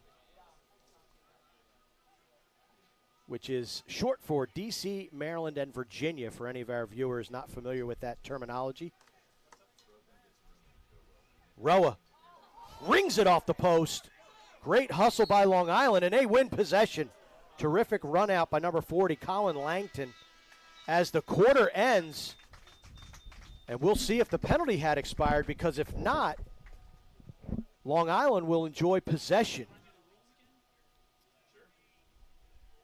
We'll have to take a look and see how this second quarter will commence, if it's a face-off or if Long Island will have possession. Absolutely. Great effort by Colin Langton there. He's been he's missed almost a full year. Was really banged up, and he's finally just come back. Army West Point commit, so great to see that. His dad Tim was an All-American at Towson. I remember playing against him back in the day. He was a handful. Right, and Colin's a really good player who's been able to. It's great to see him back on the field.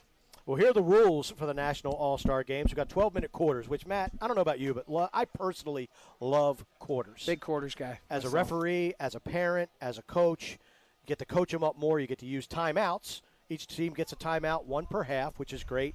It's a running clock until the final minute of the fourth quarter, unless it is a score of 2 goals or less. The last 2 minutes will be start-stop. No shot clock. which you mentioned in our previous broadcast. Hopefully we'll bring the shot clock to the National All-Star Games next year.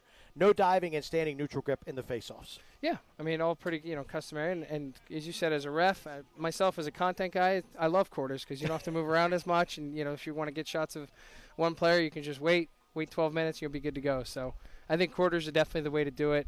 And I've liked seeing that out of more and more events of late. Yeah, really like that little bit of a transition from those seemingly never-ending halves to running time quarters. Well, it's good too. You get a little bit of an extra breather, especially in these.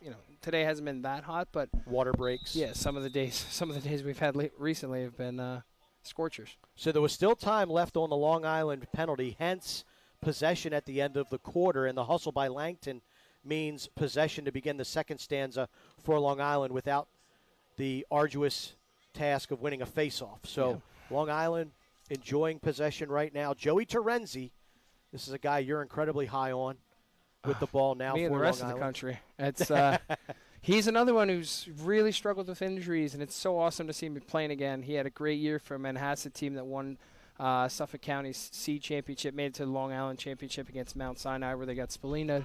But he's just oh my goodness. Wow, that's a double post right there on the run from Michael Leo. What a beautiful shot from Leo.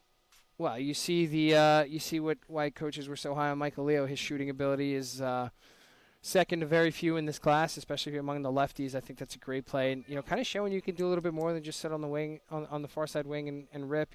For him to beat his man down the alley, it's a great shot. But going back to Terenzi, he's 100% physically, but I still think you're seeing he hasn't played as much lacrosse in the past couple of years, so he's still mentally catching up.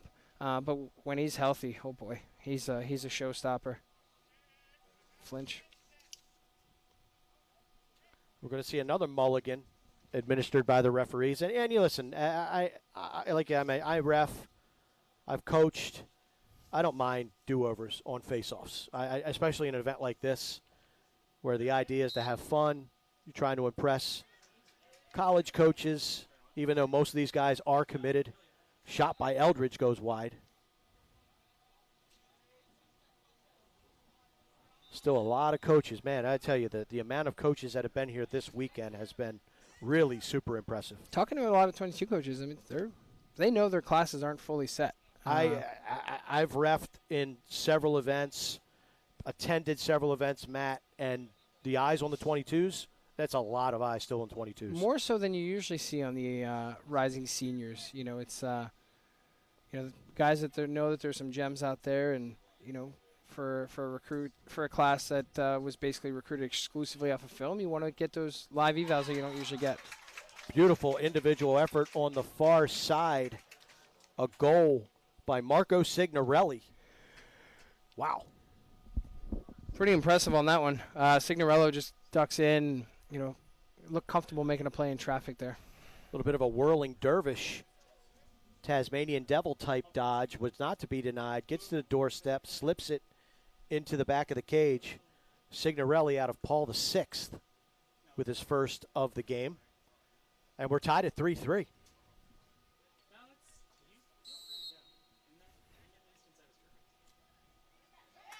Nice face-off win by Salcido of DMV. Feed inside. Watch out, Splain. Nope. Little behind the back action. No go from James Matten. Tough ground ball from Drew Morris there. Morris, great ground ball. Brown commit.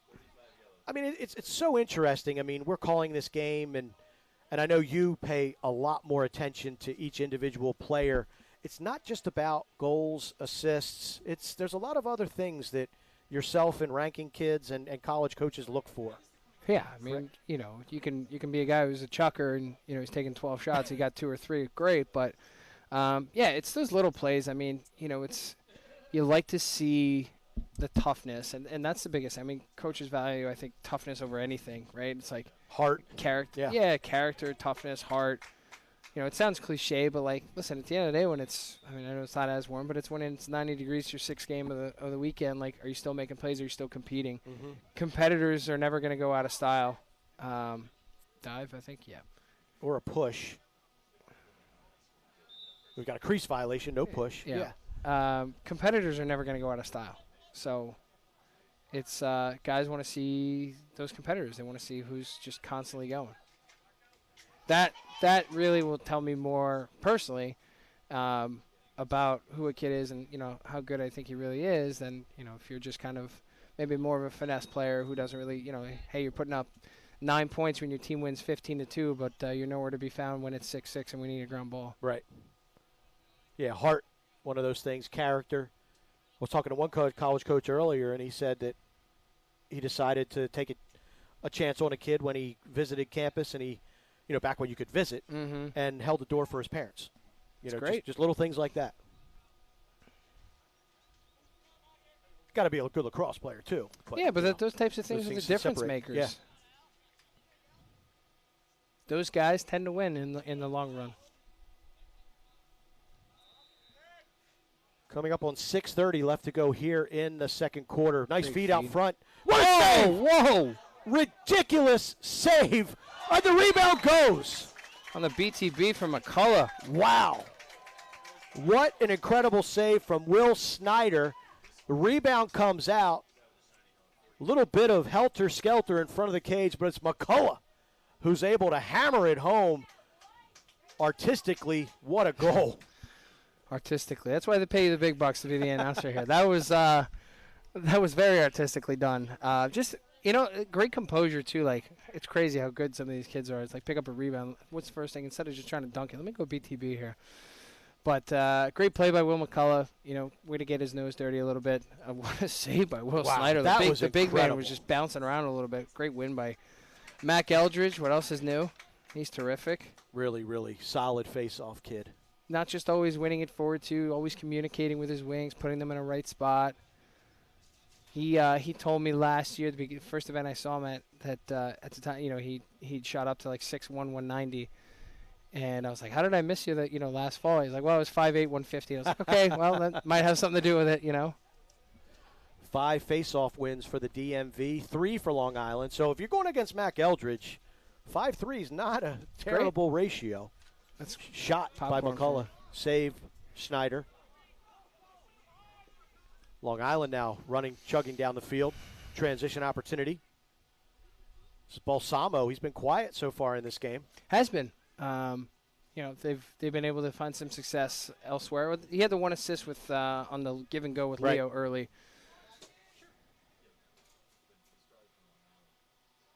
Back to Balsamo. Michael Leo checking into the game. He had a terrific post-to-post goal. His last shot. Yeah, that was he nice. Can sting it.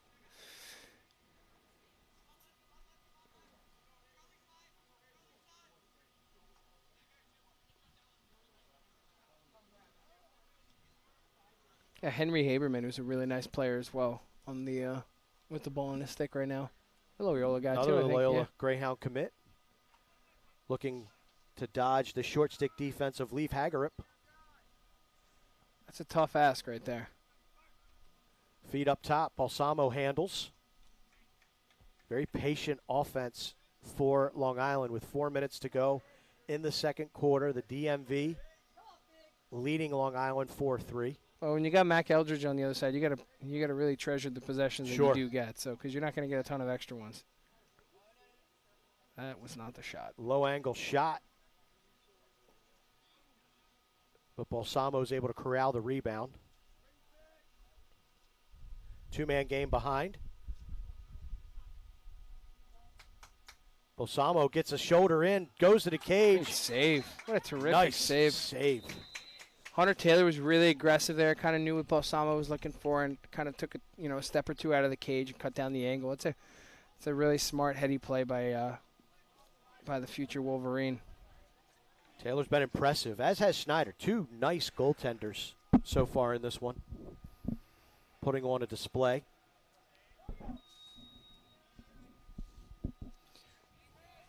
You got James Madden at X. He's a guy who's certainly not afraid to try a creative shot or 6. I think I watched him play one game last summer at one of our NLF events. He scored 5 goals in the first half, all 5 different styles. I was like, this guy probably knows what he's doing in terms of scoring goals. Dynamic scorer, headed to North Carolina. Dubik fights off the nice nice play. check and spins back, and the worm burner solves Schneider. That was not bad defense whatsoever. You know, he's more of a Dubik's more of a feeder. You know, he does a great job with their DC Express team of incorporating other guys, but that's kind of a bit of an evolution to his game. So it was a nice roll back and finishing with the right.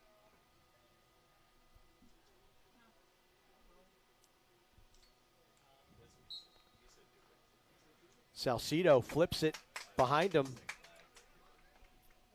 to Trujillo. Great ground ball. I think Trujillo might be pound for pound, if not the best D-mid in the country in the 22 class. He's certainly right up there. Nice player. Tough as nails. Yep. Run out opportunity now for Long Island. Great stick protection, but then the next one gets him.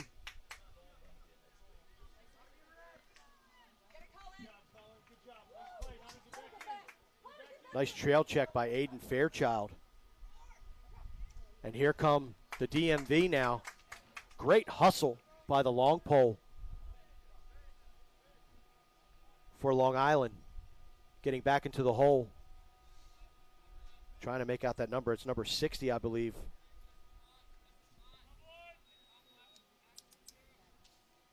And I'll pay you $100 if you could read that handwriting. Tucker, Chan, and Chuck. All right. Pay up. There we go.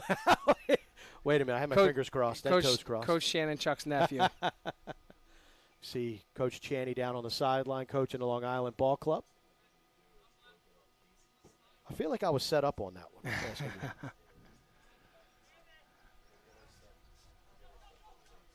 Dubik, feet up top, goes awry. Coach Chaney being helped by John Savage. Won a national championship, JUCO national championship this year with Nassau. Nassau, the Lions back in the mix. Powerhouse, huh? Yeah. Powerhouse. Coach Savage brings a lot of intensity. Coaches with the 91 program. He does a great job. How about the JUCO scene this year? I mean, yet Essex is back under Sean Burke. Terrible turnover from Long Island there. Onondaga, they still powerful, or is it? As far as I know, I don't think they're going anywhere anytime sure, soon. You sure. know?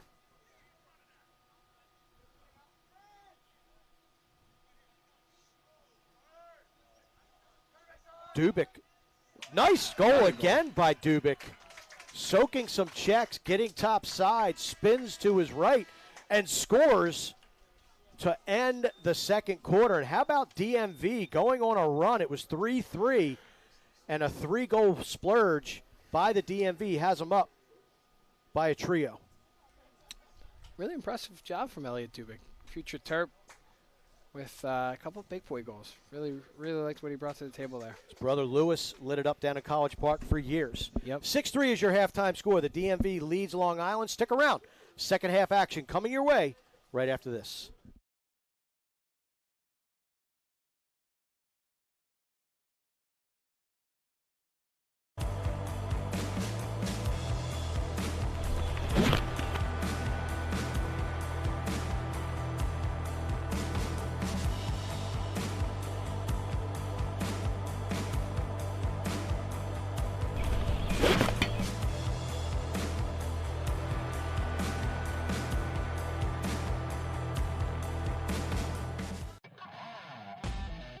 As Boys Latin students, we are all about learning, growing, and thriving. And this past year, we learned something big. The power of our small school.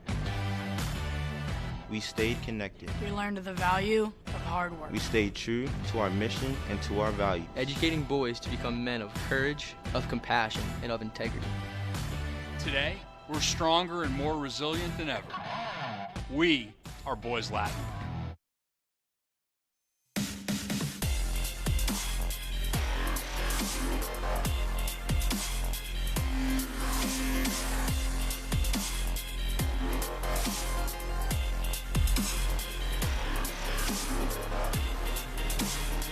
Locally grown, nationally known.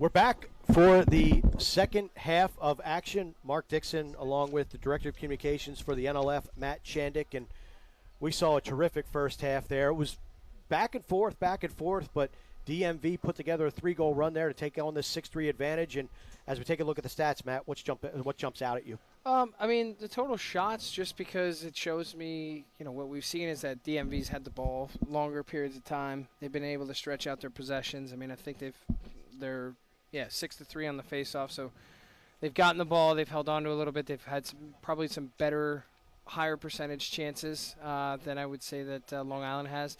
We were talking about this at the break. I think Long Island has to draw out their possessions a little bit more because, like I said, nothing against Robbie Smith, but it's just when you're going up against Mac Eldridge, the amount of possessions you're going to get is probably not great. So that offense has to draw the possessions out a little bit and just kind of, chip away. You're not going to hit a three-pointer. So, just take your time and be a little bit more patient. As far as DMV goes, I mean, Elliot Dubik with 2 really nice goals there at the end of the second quarter. Kind of gave the guys some juice a little bit. Eldridge back at the face-off dot against Smith. These guys have been battling.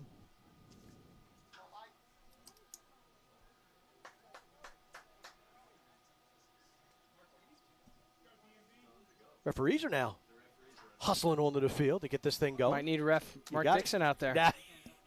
It's a lot easier up here with you, man. I'll tell you that right now. Eldridge wins it.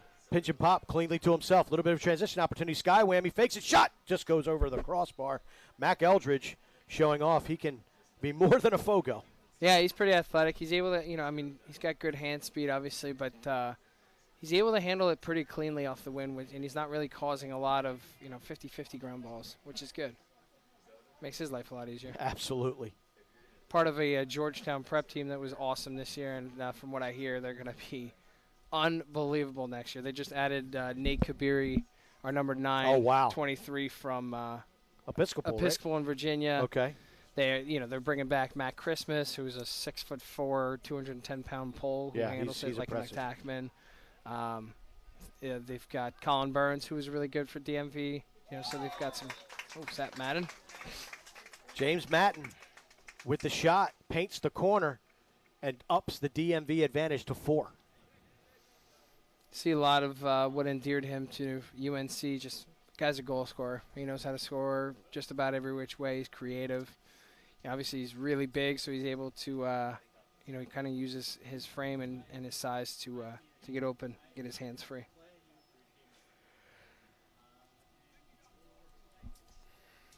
It's funny. This is the DMV was the only DMV team that didn't win last year was the 22s, and now they're interesting.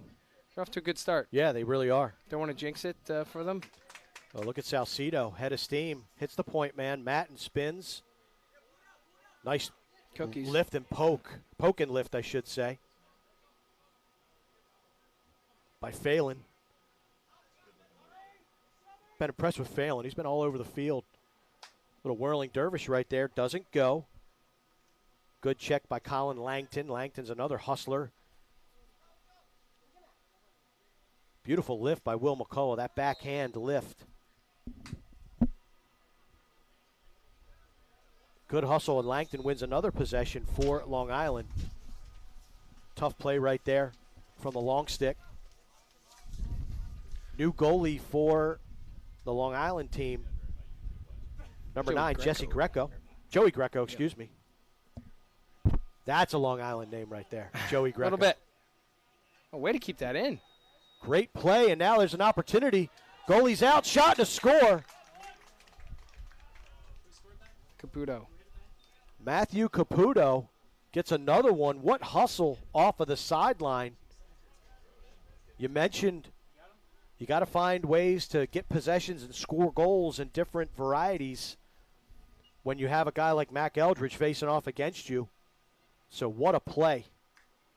To keep that ball in was an unbelievable play and just a ton of effort. I didn't even see which player it I was. missed that as well. But whoever it was, just kudos for hats going all off, out. man. Have to catch that on the replay.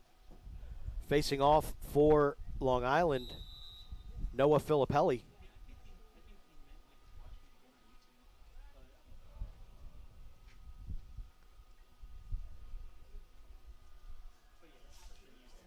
Yeah, these games will live forever, Matt, on YouTube. So That's right. when you're building your tape to be the next great broadcaster, this is what you're going to be able to send to the powers that be. Oh, goodness, I hope not.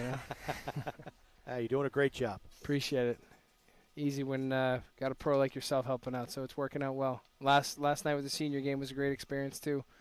Talk about the talent level there. What a great event. I mean, great setting at Boys Latin. Game was streamed live. Me, you, Paul Carcatero on the call. And the talent was just phenomenal. And the weather. I mean, I know, look, I'm an old guy now. The weather's great. Great. But, I mean, I'm a big guy. I don't do well in the 80s and 90s, Definitely not when it's triple digits out there, but I don't think anybody does well with that. I think the game ultimately ended up with 120 shots total between the two teams. 17-15, who won? Americans? Americans won, right? Americans beat the Nationals? I believe so. All I know is Griffin Schutz just scored again. Griffin. That kid is something else. Well, Griffin Schutz, the MVP, 6 goals. But how about Jack Frassion? Oh, 21 saves. Oh, is that what it was? 21 saves. He was unbelievable, the only goalie for his team, and didn't bother him at all. He was terrific. Just made a bunch of saves. Tell you what, I know you guys mentioned it, but Griffin Schutz should be playing defensive end and attack at UVA. I mean, the guy is I described him as a walking condominium. I mean, the guy was just there's like, it's just big. Listen, I'm a big dude, and I was interviewing him, and I was like, this guy is just, he's imposing, to say the least. He's cut from a different mold, for sure. And he was on the same team as Dewey Egan, so between that, you got Twin a lot Towers. of beef at attack. Yeah. Imagine being a defenseman who's going to try to cover that. No thanks. Hard pass. They were going to the same school. It'd be reminiscent of Grant Catalino and Will Yateman from years ago at University of Maryland, the Twin Towers. Nice shot inside, and the DMV has stayed with their goaltender, Hunter Taylor. There's another goaltender listed on the roster, and that is Jasper Simon, a terrific netminder out of St. Stephen's, St. Agnes. But I don't see Jasper. Oh, yeah, there's Jasper on the sideline.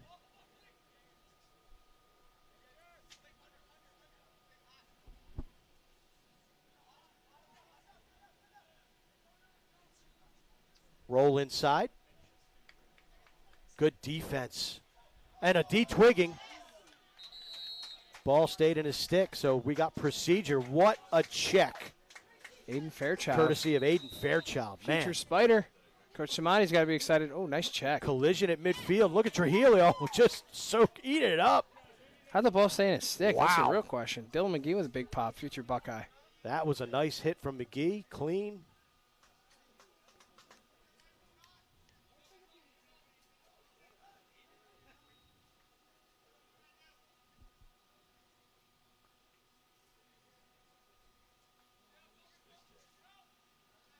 Charles Reynolds. Shot. Gobbled up by Greco. Greco now, quick outlet pass. Transition Lacrosse for Long Island.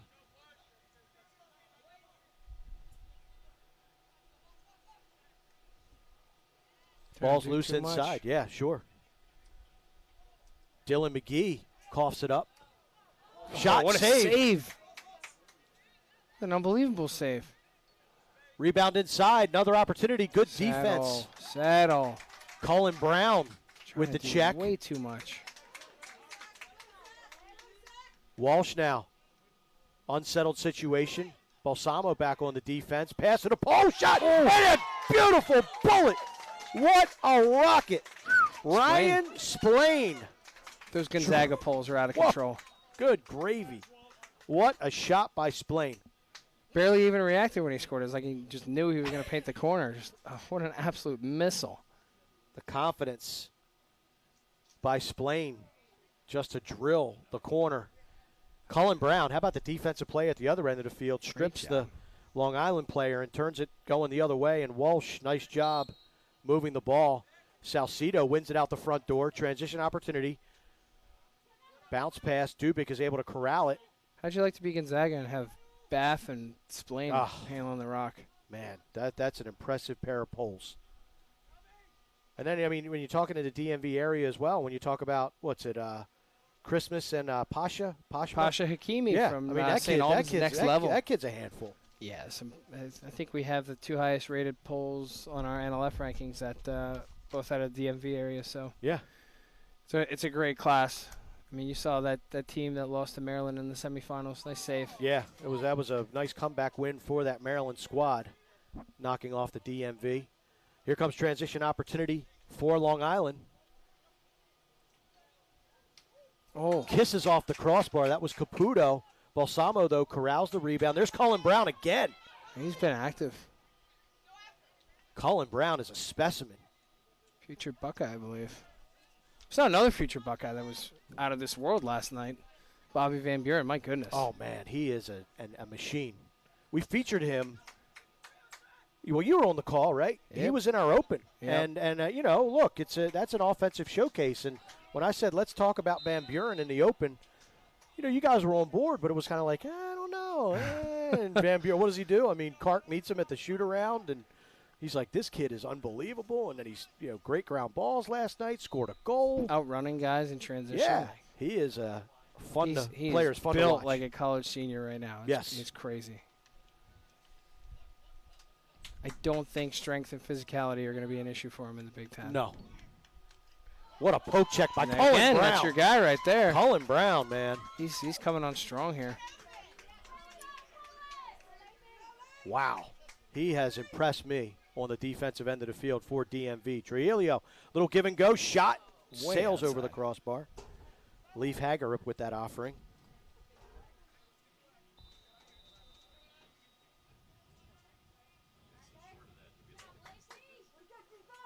Minute 40 left in this game. DMV doubling up Long Island. Championship game of the 2022 division here at the National All-Star Games, presented by Nike Lacrosse. Mark Dixon and Matt Shandick with you, the Director of Communications with the NLF. Zach Walsh shot, just goes wide. True Lacrosse, True Temper, another terrific sponsor of this event. Been a fun couple days here in Columbia, Maryland, and a fun night last night in Baltimore at Boys Latin School. Matten with an ill-advised shot right there. Doesn't make it to the cage. Greco corrals the loose ball. Long Island needs this one right here. You got to go into the break or into the fourth quarter with Yeah. down A little bit of 3. momentum. Yeah. Yeah, we saw that in the first game when Maryland fell behind That was a huge 9-6. goal. Ryan Splain again. Splain making plays. Cullen Brown making plays. Nice ground ball by Just Long relax. Island. What are you in a rush for here? Calm down. Michael Leo's like, hey, man, come on. Just relax. You got 40 seconds left. Offside. Looks like we have 1, 2, 3, offside. 4, 5. Yeah, too many men. Math has tripped me up a time or two in my day, so I Yeah. don't blame the kids. I was told there would be no math Right. on this broadcast. Nice look. Yeah, well, maybe Good look. Why are you checking that? There's 25 seconds left. little end-to-end right here. Nice recognition by Dubik to get back. Matten with the shot. It's just a really kind of bad decision-making, sloppy offense here in the last 40 seconds or so. And that'll do it. The DMV leading Long Island 8-4 after 3 quarters of lacrosse here at the National All-Star Games.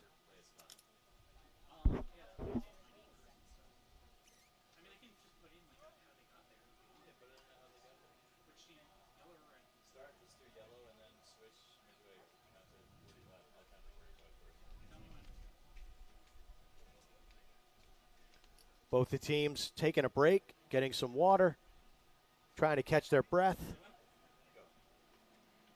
Here's how Long Island got here. Second place in their pool. Quarterfinals defeated New Jersey 8-7. Then they doubled up Connie 14-7. They were flying against Connie. Yeah. I watched a little bit of that game, and it was that's a very talented, tough Connecticut team, and Long Island really put it to them.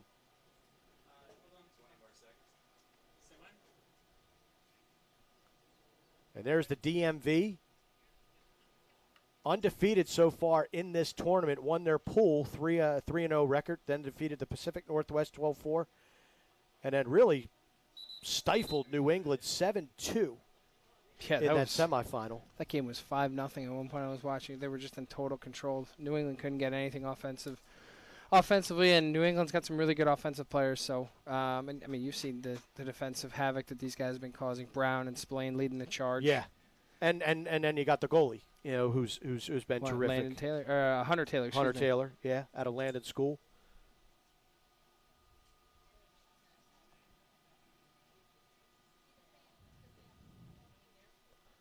So 1 quarter away from closing the books on the 2021 National All-Star Games. Class of 2022, these are the rising seniors. And these young men will be signing their national letters of intent in November. And there's still a number of 22s that are uncommitted, right, Matt? So there's still a lot of room, or a good amount of room in some of these recruiting classes. I think so. Talking to some coaches, they've held spots for a while for this class because they wanted to, be able to see them. They've watched enough film on them, but they wanted to, get a chance to see them in person, make their evaluations in person.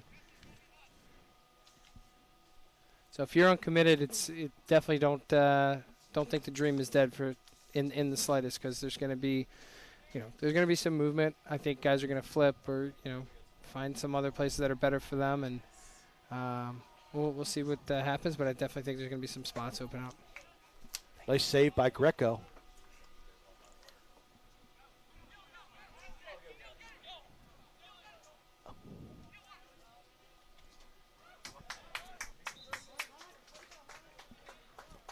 Ball goes out of bounds. Possession to Long Island. Yeah, with this 8-4 game, starting to look at the MVP picture. Really didn't have that luxury in the first contest, as that was a little bit more of a nail-biter. But I think Long Island's got a run in them. I think so, too. But right now, I think if you're giving it, you got to look at one of those two DC Express defensive stalwarts. Okay. Ryan Splain and Colin Brown. Just my opinion, but sure. Splain's got a goal. He's had a couple nice plays defensively. Brown's had a couple takeaways, and he's just been very active.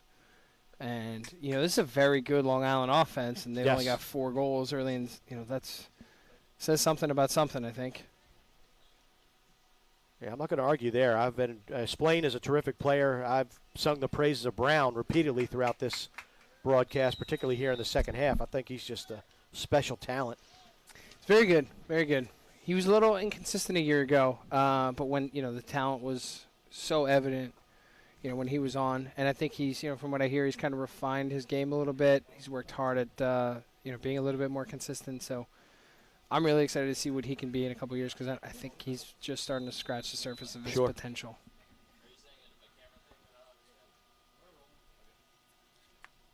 Extra man opportunity here for Long Island, trying to bite into this DMV lead.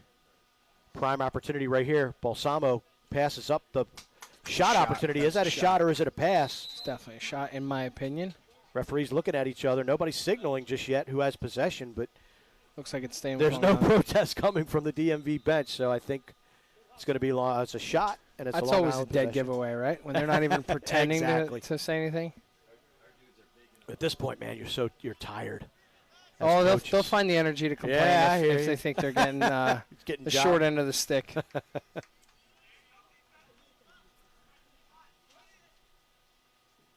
Henry Haberman. Oh, excuse me. Yeah, this is Haberman. Yep. Gets inside. Nice move. Shave. What a save. How about some MVP consideration for the goaltender here for DMV? I don't wouldn't know. be opposed to it. He's played very well. 7 saves. That was a big one there, too. Yeah, big time. That could have been a momentum shifter, a momentum gainer. You mentioned that goal from Caulfield in the Maryland-Florida game was like a juice goal. That could have been a juice goal. Nice job between the pipes for Hunter Taylor. And, make no bones about it. DMV's got some offensive talent as well, as we've, discussed throughout this game. But I think when we are talking on the MVP territory, only allowing 4 goals thus far, this Long Island team, those Poles, Splain, Brown, and the goaltender Taylor I think those are the folks that we're really kind of eyeballing right now.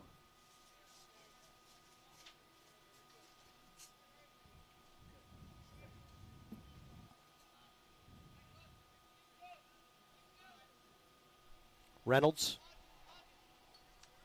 gets it up top. Nice defense by Michael Leo, taking a couple gratuitous chops. I'd like to see him playing some tough defense, you know. Well, predominantly an attackman / midi, and he gets back there and he's not shying away from the tougher aspect of the job. As an offensive player, when you get beat on as much and you have a chance to give it back, Got to give a nice whack, absolutely. Right? You have to. Make the refs make a decision. Nice feed backside and a behind the back goal. What a beautiful shot from Elliot Dubik. Dubik now with a hat trick, and he's saying, wait a second. You're talking MVP, and you're not talking about the D-man. I mean, come on.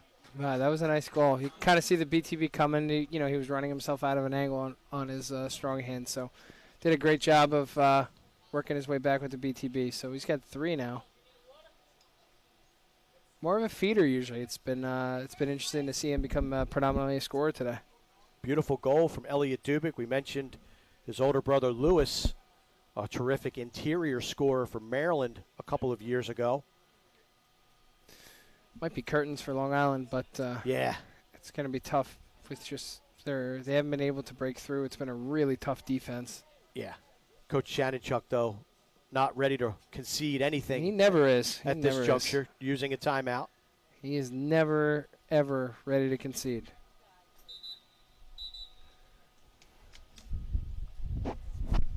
Well, it starts at the face-off dot, and that's a uphill battle to begin with Eldridge. But Salcedo's been terrific. Too. I mean, we don't, I don't want it to. Eldridge is obviously gets top billing, but Salcedo's been terrific. He's been able to win forward quite a bit. He's been pretty clean with his wins. What a 1-2 punch for a DMV.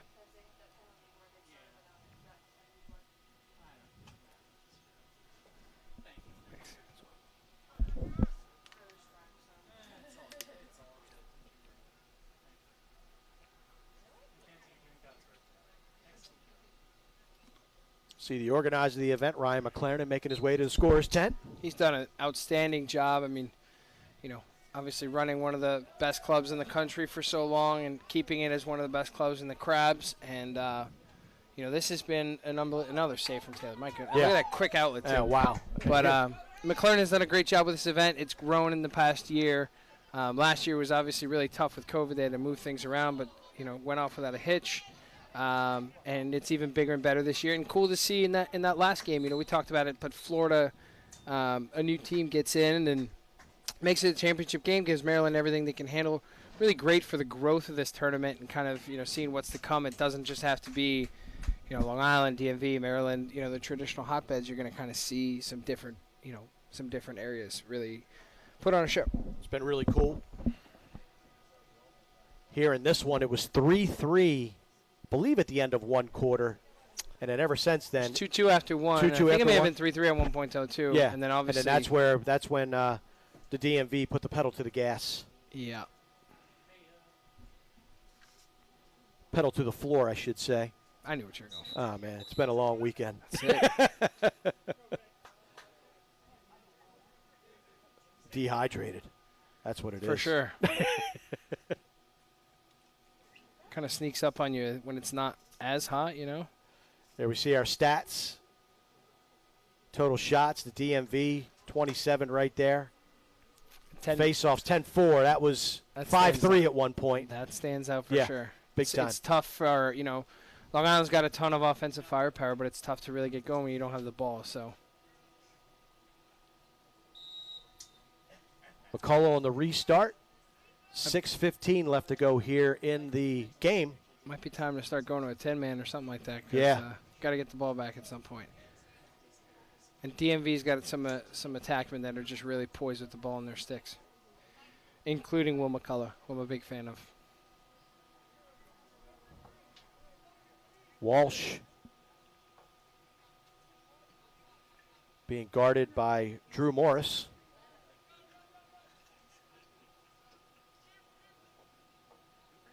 McCullough spins away from pressure, gets it over to Roa. Roa's got 2 goals in this game. And it looks like Roa took a bad step. Yeah, He it was looks weird. walking gingerly to the sideline. Believe he was on the Maryland championship team last year. So, might go for 2 for 2 here at this point. Free agent. That's it. If you go to St. John's, you should probably be on the DMV team to start with, but That's true. Plays for the Baltimore Crabs club team. Walsh, little hesitation hitch. Gets his arms free, elects not to shoot. There's a shot clock is on, so even though there is not a visible shot clock, the referees can do it old school and put the 30-second timer on. And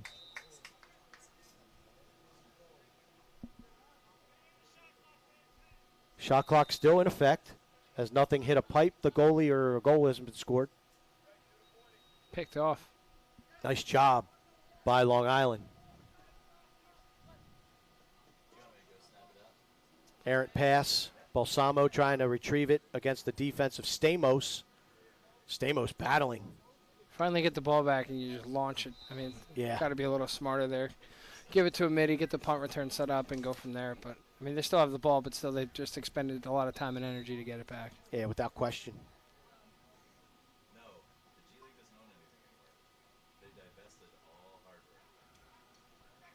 Backside feed, not It got handled. tipped. Ball will stay with Long Island. I'm interested to see what's in store for Matt Caputo and his recruitment. He's Uncommitted? listen, yeah, he's uncommitted and scoring goals. As far as I check, doesn't go really out of style. So No. you know, you have to think someone's going to someone's going to be intrigued by him. Ball picked up and handled by Haberman.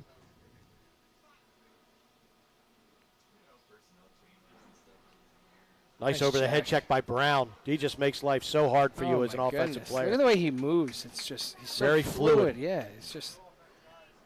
Wish I had like a 1/6000th of his athleticism. But must Don't be sell- nice. Must be nice. Don't sell yourself short. You got at least 2 6,000. There you go. Nice And move that inside. is curtains right there. Yeah. Nice move inside by Bob Gross out of St. Albans. Takes that feed, ducks under the defense, and jams it home.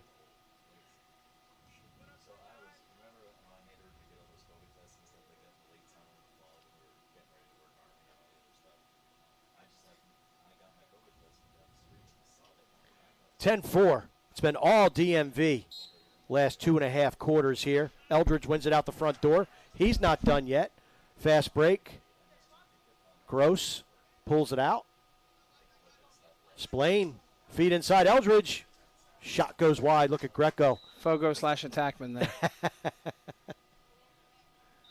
He was trying to get his. He wasn't coming off the field That's for anything right. there. He wanted his name in the scorebook. Yeah, 10-4, I can take a chance here. Yes.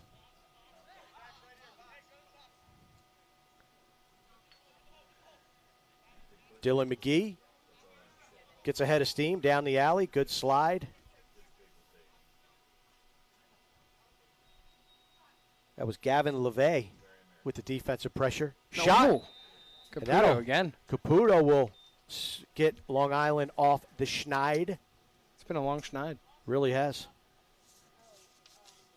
Really stung that corner, though. Like I was just scoring goals is not getting out of style, and No. I have to think after his performance this weekend is invest in an extra charger, my man, because you're gonna be getting some calls. Yes. Caputo with his 3rd goal of the game. He's been fun to watch, impressive. Clock continues to run with this 5-goal advantage for DMV. The last minute of the game, it will become start-stop. Tough face-off win, nifty ground ball by Mr. Smith, Robbie Smith. Caputo now pulls it out.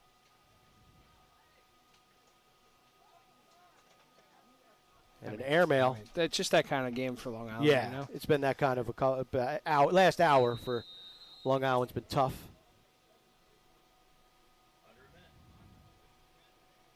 Me personally, if it were up to me, I think we go Colin Brown for MVP, but we're not weighing in on it. But that would be my guy. I'll go with you. He's been dynamic, and he usually usually offensive guys take center stage for that kind of stuff. But I think actually the three best guys, other than maybe Dubik, have been Brown, Splain, and the goalie Taylor. So a lot of, you give up 5 goals in a championship game, you're doing okay. Pretty darn good. Yeah. Long Island still being Long Island. They are not going to roll over. Scrappy. And submit. Pure grit out of the island. No doubt. DMV, though, just playing keep away.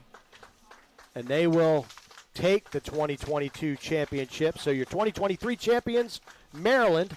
2022 champions, the DMV, as the final seconds tick off the clock here at Blandair Park. DMV goes to grab their goalie, Hunter Taylor, and celebrate a championship in the National All-Star Games. It's been the DMV show in the first 2 years, I'll tell you that. That's 3 championships for them, and they've done an outstanding job. And a lot of talent in that. Oh boy, bottles are Wind flying. just picked up. Yeah, a lot of talent in that area, and clearly reflected. This was a dominant performance after that 3-3 start or whatever it was. Really was. Really And was. Pacific Southwest looks like they picked up the win in the 20 Ford bracket. Oh wow, okay. Talk about that geographic diversity. Sure. I had probably a lot of West Coast Stars guys involved in that one. Okay. So it's great to see kind of different areas picking it up a little bit. No question. Well, it's been fun, Matt. Thanks for spending a few hours with me. And thanks for having me. Talking lacrosse, and hats off to all the organizers here at the National All-Star Games. Congratulations again to DMV, the 2022 champions, and Maryland champions of 2023. Thanks for everybody in our technical crew. For Matt Shandick, this is Mark Dixon. Thanks for spending a couple of minutes with us here on a Sunday. It's been a lot of fun. Have a great rest of your weekend.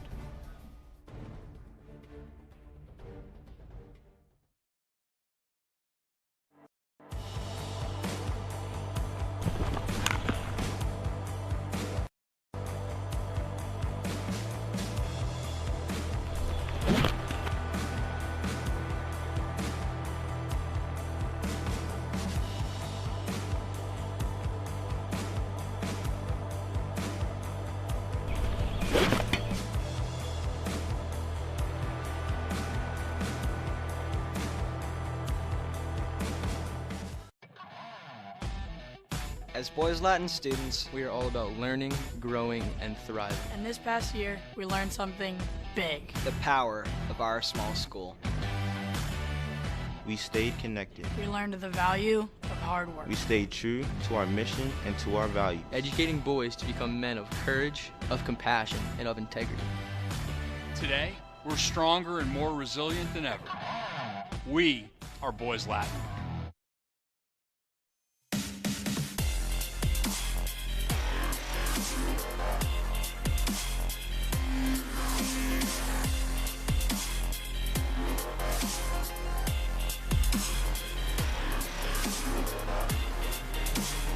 Locally grown, nationally known.